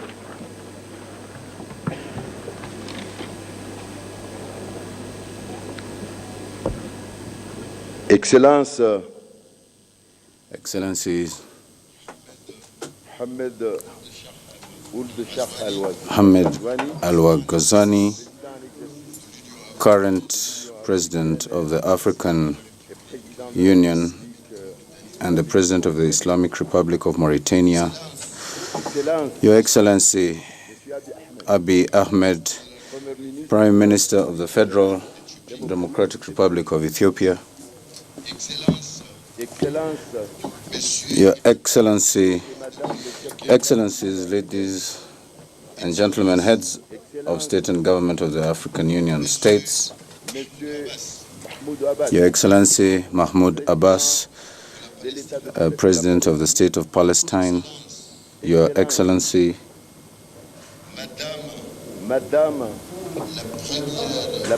the Vice President of Barbados, Prime Minister of Barbados, Your Excellency Antonio Guterres, the Secretary General of the United Nations, Your Excellency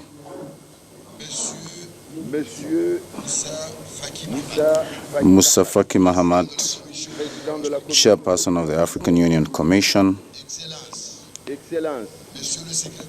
Your Excellency Deputy Secretary General of the Arab League of States,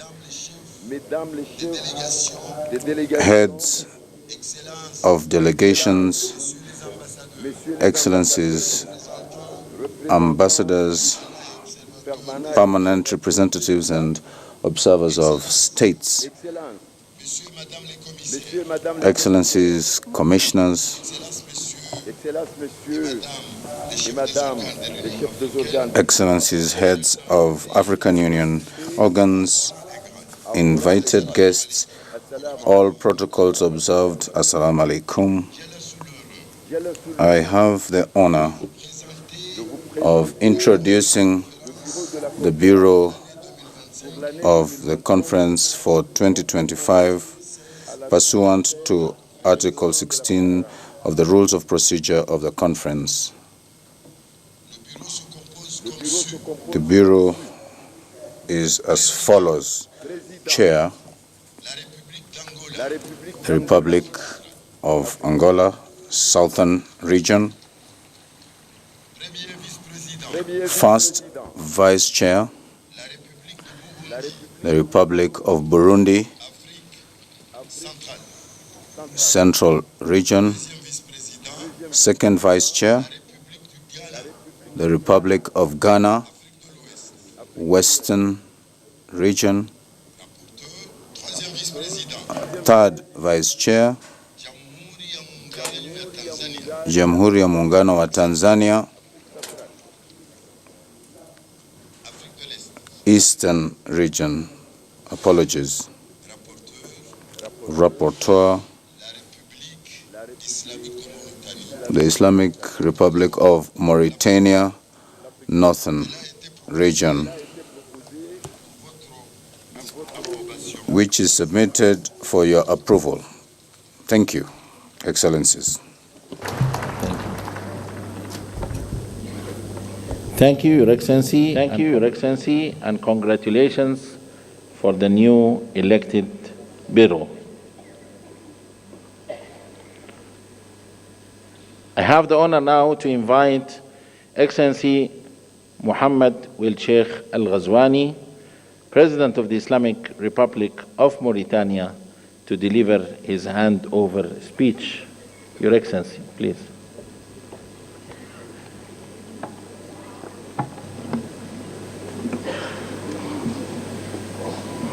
I wish to thank my peers, heads of state and government, members of the Assembly, for having elected me at the head of the African Union as President for the period 2024-2025. Together, we have worked to advance the integration agenda on the continent. I wish to thank you for all the support and to thank you for the unflinching support that you gave me, contributing to the success of Mauritania and the entire continent in pursuing this lofty task. I will now call upon my brother, President João Lourenço, to hand over the baton, to him, and I wish him success in this endeavor. Thank you. Thank you, Your Excellency. And now I have the honor to welcome His Excellency João Manuel Lourenço, President of the Republic of Angola, the new chairperson of the African Union, for the handover ceremony in the High Table. You are welcome, Your Excellency.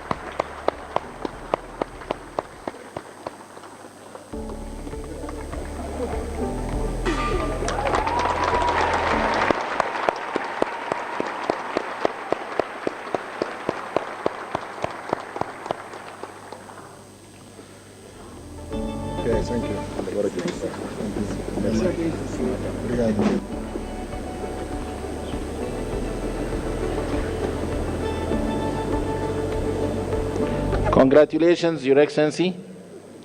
Allow me now to call His Excellency João Manuel Lourenço, President of the Republic of Angola, Chairperson of the African Union, to deliver his acceptance speech. Your Excellency.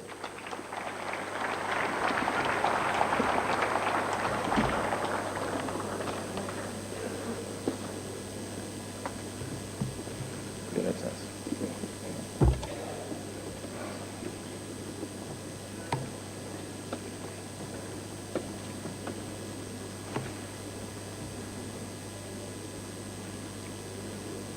Sua Majestade Mswati III, Mswati III from the Kingdom of Eswatini, Your Majesty Letsi III from the Kingdom of Lesotho, Your Excellency Mohamed Ould Ghazouani, President of the Islamic Republic of Mauritania and the outgoing President of the African Union, Excellencies, Heads of States and Government, Your Excellency Abiy Ahmed Ali, Prime Minister of the Democratic and Federal Republic of Ethiopia, Excellency Antonio Guterres, Secretary General of United Nations, Excellencies, representatives of heads of states and governments, Your Excellency Musa Faki Muhammad, Chairperson of the African Union Commission, members, Excellencies, and President Mahmoud Abbas, President of the Palestinian Authority, and our guest of honor, Excellencies, members of the Diplomatic Corps accredited in Addis Ababa, ladies and gentlemen. I would like, on the outset, to deeply thank His Excellency Prime Minister Abiy Ahmed from the Democratic and Federal Republic of Ethiopia and his people for, once again, as it always the habit each year in February, that they host the most important meeting of the African Union. I would like to thank them for the warm welcome and hospitality that was accorded to us since our arrival in this beautiful country. I would also thank Mohamed Ould Ghazouan, President of the Islamic Republic of Mauritania and the outgoing President of the African Union, for the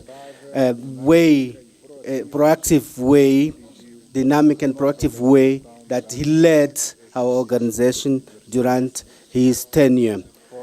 We were able to carry out, through his mandate, actions that contributed to the achievement of the main objective defined by our organization for the last year that just ended.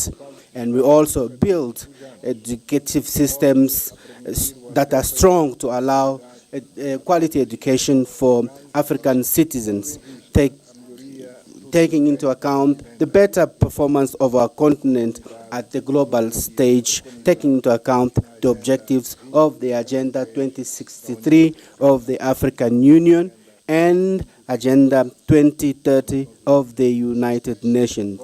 Excellencies, you are leaving us a great legacy. It's upon us now to continue to work and capitalize on your work that you living for us.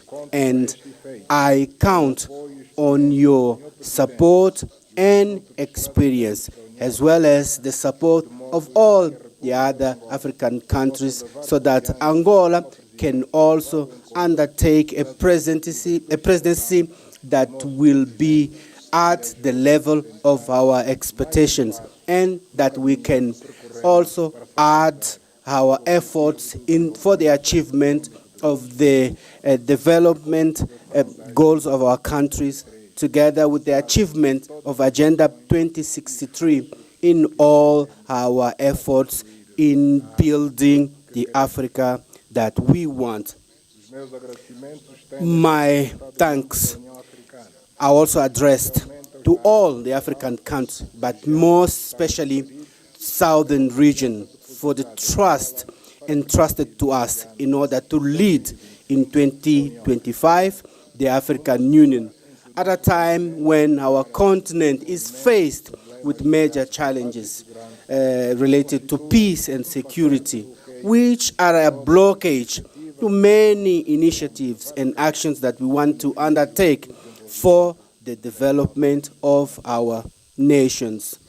As you all know, it's the first time that Angola is assuming this major responsibility of leading the destiny of our continent in the coming 12 months. But we are going to look attentively to the problems of Africa, and we are going to contribute with our experience to finding solutions to peace and security, and for the implementation by member states of our economic policies, social policies, to promote progress and development of our continent.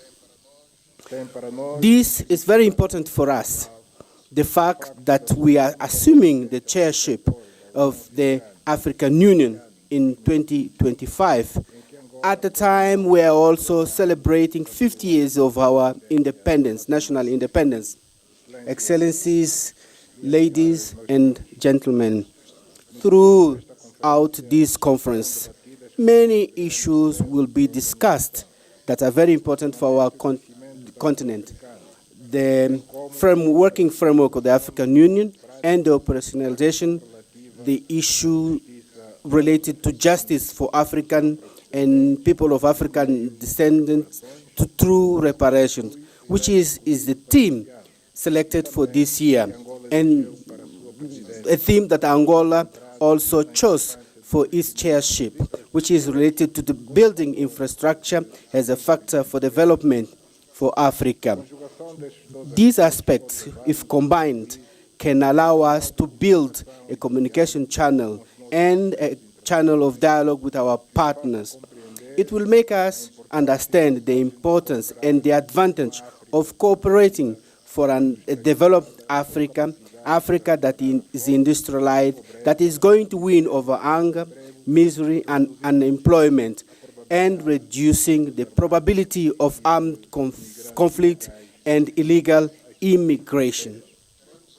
We will have the opportunity to address all these aspects in our 4th conference for development that is going to take place in Sevilla, in Spain, from 30th June to 4 July this year.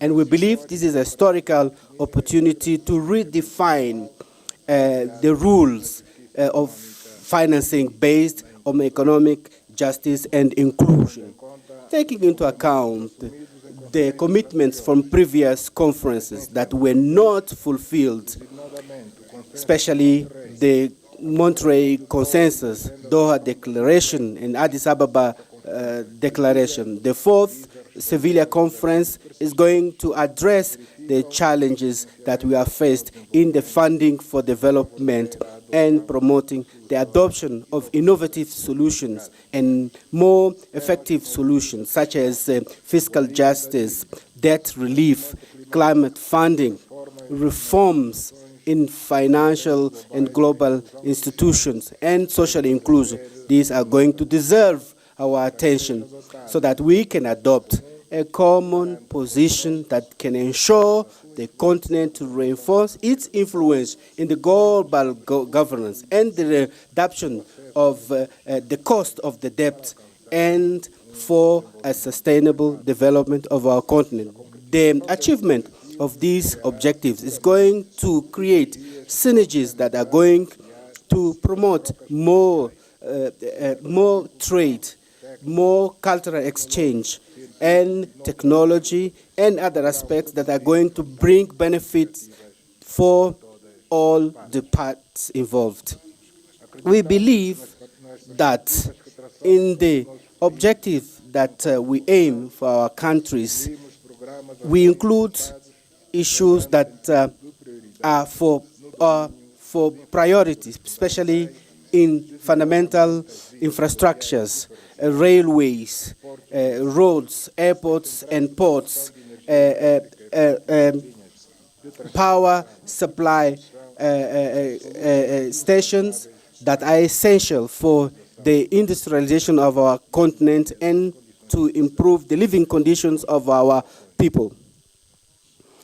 During our presidency of the African Union that we are going to assume from today, we hope to work together with all the members of our institutions. We're hoping to launch a plan for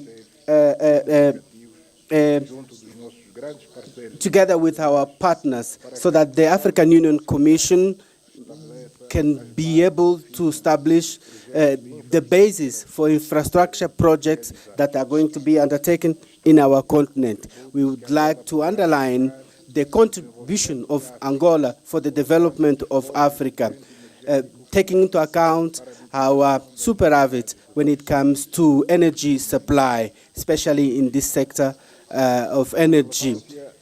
Given its strategic relevance that it have in the transportation of goods and in African trade between Africa and within Africa, taking into account the Lobito corridor and the Tanzanian railways that we believe are going to play a major role in connecting African countries and in promoting the trade that we want to achieve, especially under the AFCFTA. Taking into account what I've just said, I believe that we should come up with a well-defined strategy in order to yield the benefits. I believe that by integrating G20, it's essential in ensuring that Africa plays an active role in global decisions.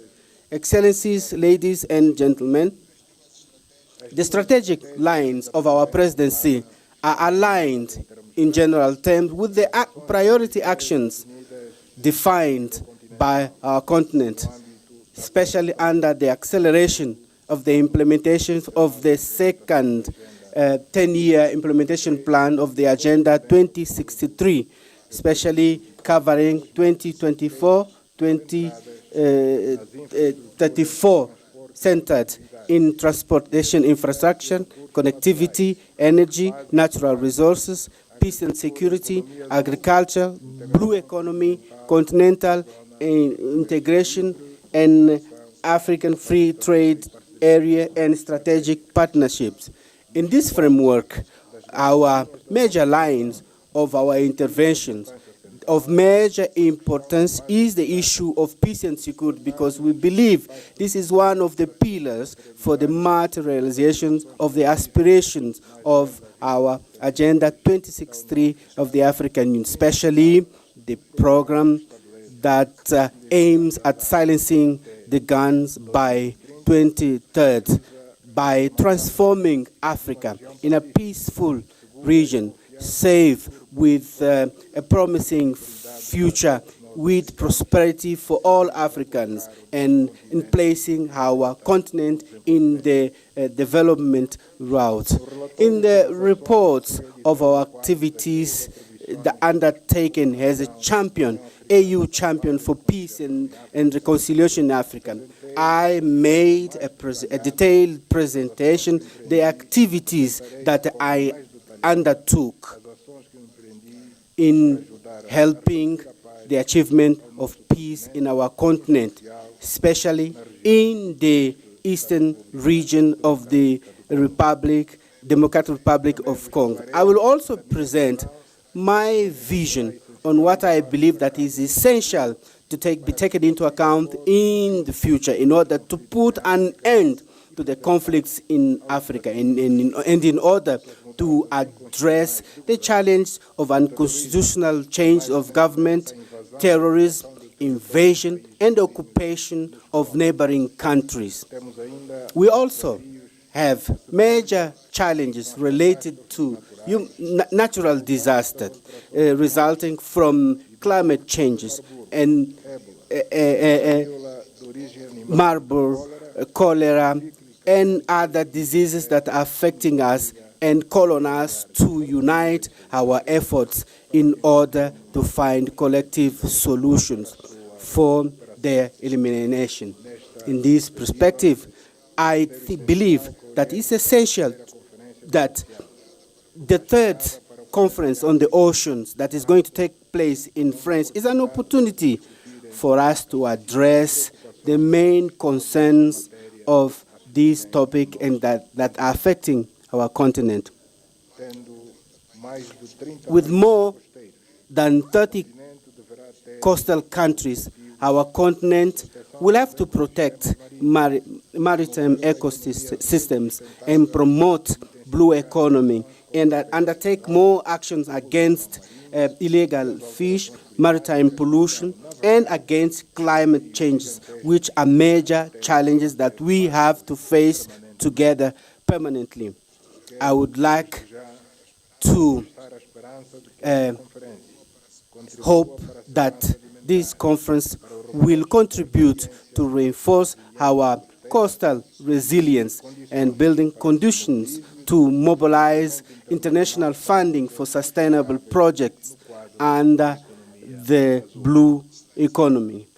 Excellencies, this year and during the Angolan presidency, we are going to work in coordination with the African Union Commission to mobilize financial resources through the contributions of our member states in order to be able to have necessary resources for the realizations of projects and programs of continental level and reducing our dependencies for external funding.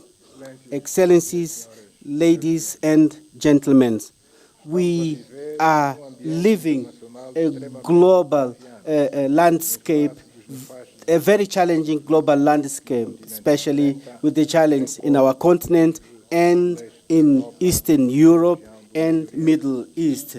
Despite all that, we are sure that by combining our efforts and joining force, we are going to overcome these challenges and build the Africa that we dream of, contributing in the solution of the problems that are affecting our humanity.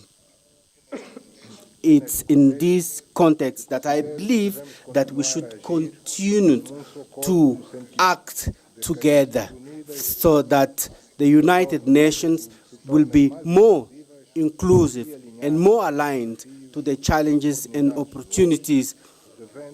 And the reform of the United Nations should continue to be priority for our continent. And it is very important to reaffirm our commitment with the consensus of Ezulwini and the Sirte Declaration of 2005 for 2 seats as permanent members with the right of veto and other privileges that are related to the seats.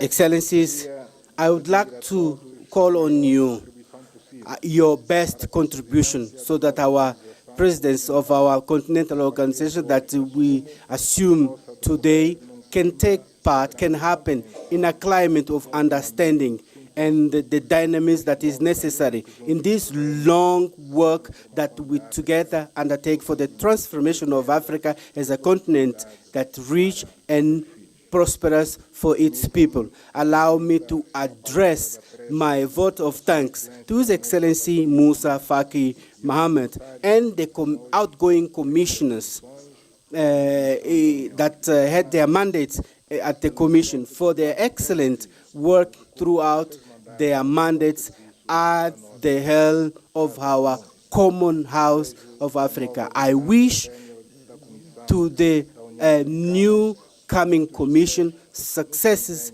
in their mandates and endeavors. And I appeal that the Pan-African spirit and the ideals of our founding fathers continue to lead the future of our continental organization.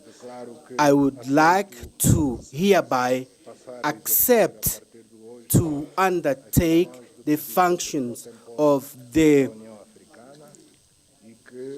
chair of the African Union, and that our tears today for having lost the African child, Sam Nyoma, will be transformed in strength that will help us achieve the challenge that are ahead of us. Thank you very much for your kind attention. Thank you, Your Excellency. Thank you, Your Excellency. Let us all unite and celebrate together. ኢትዮጵያ ባለፉት በርካታ ዓመታት የአፍሪካ የመሪዎች ጉባኤን በመዲናዋ አዲስ አበባ እያስተናገደች ቆይታለች። ከግማሽ ክፍለ ዘመን በላይ በዘለቀው በዚህ ሁነትም ጉባኤውን በስኬት እያስተናገደች ዛሬም ዘልቃለች። መዲናችን አዲስ አበባ አሮጌ ካባዋን ገፋ በአዲስ መልክ መሪዎቿን ለማስተናገድ ተዘጋጅታለች። አዲስ አበባ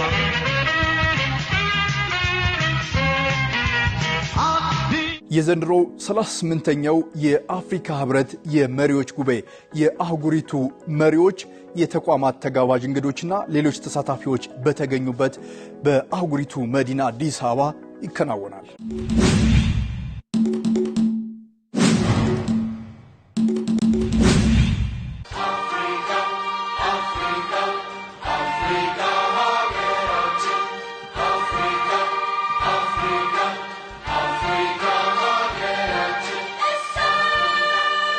በዘንድሮ ጉባኤም አፍሪካውያንና ትውልድ አፍሪካውያን በቀኝ ግዛት ዘመን ያጧቸውን ሀብቶች መብቶችና ሌሎች ጉዳዮች ለማስመለስ ትኩረት አድርጎ ይመክራል። Yet it is the busiest airspace in the continent of Africa.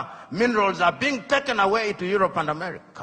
The story of myself, the story of my people many years back, because they just read things fall apart.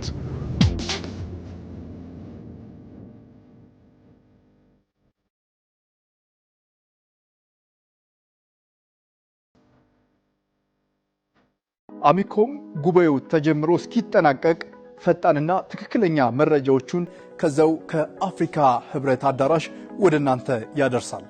ለህብረተሰብ ለውጥ እንተጋለን።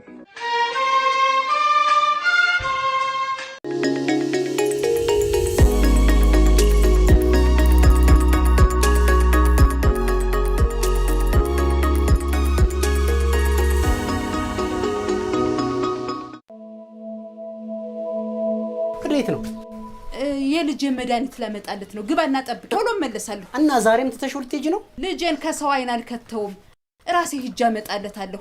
እኔ አያቱ እያለሁ ደግሞ ተስፋው ና የእናት አንጀት ሆኖብሽ እንጂ ሐኪሞች ልጁንም ይዘን እንድንሄድ ነው የሚፈልጉት።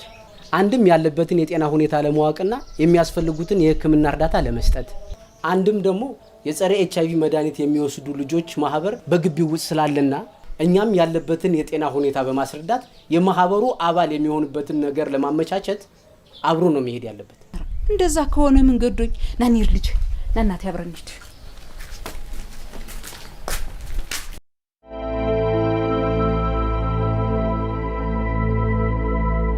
ጸረ ኤችአይቪ መድኃኒት ላይ ያሉ ህጻናትን ወደ ጤና ተቋም በመውሰድ ክትትላቸውን እንዲያደርጉ እንደግፍ። የአማራ ብሔራዊ ክልላዊ መንግስት ጤና ቢሮ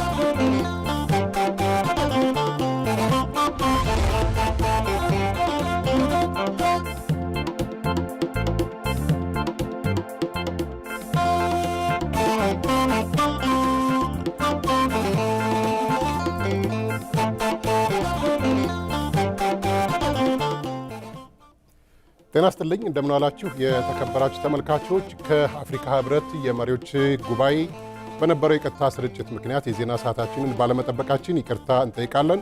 የምናስቀድመው አርዕስተ ዜናዎችን ይሆናል። የማካካሻ ፍትህ ለአፍሪካውያንና ዘርአ አፍሪካውያን በሚል መሪ ሐሳብ 38ኛው የአፍሪካ ህብረት የመሪዎች ጉባኤ በአዲስ አበባ በመካሄድ ላይ ነው።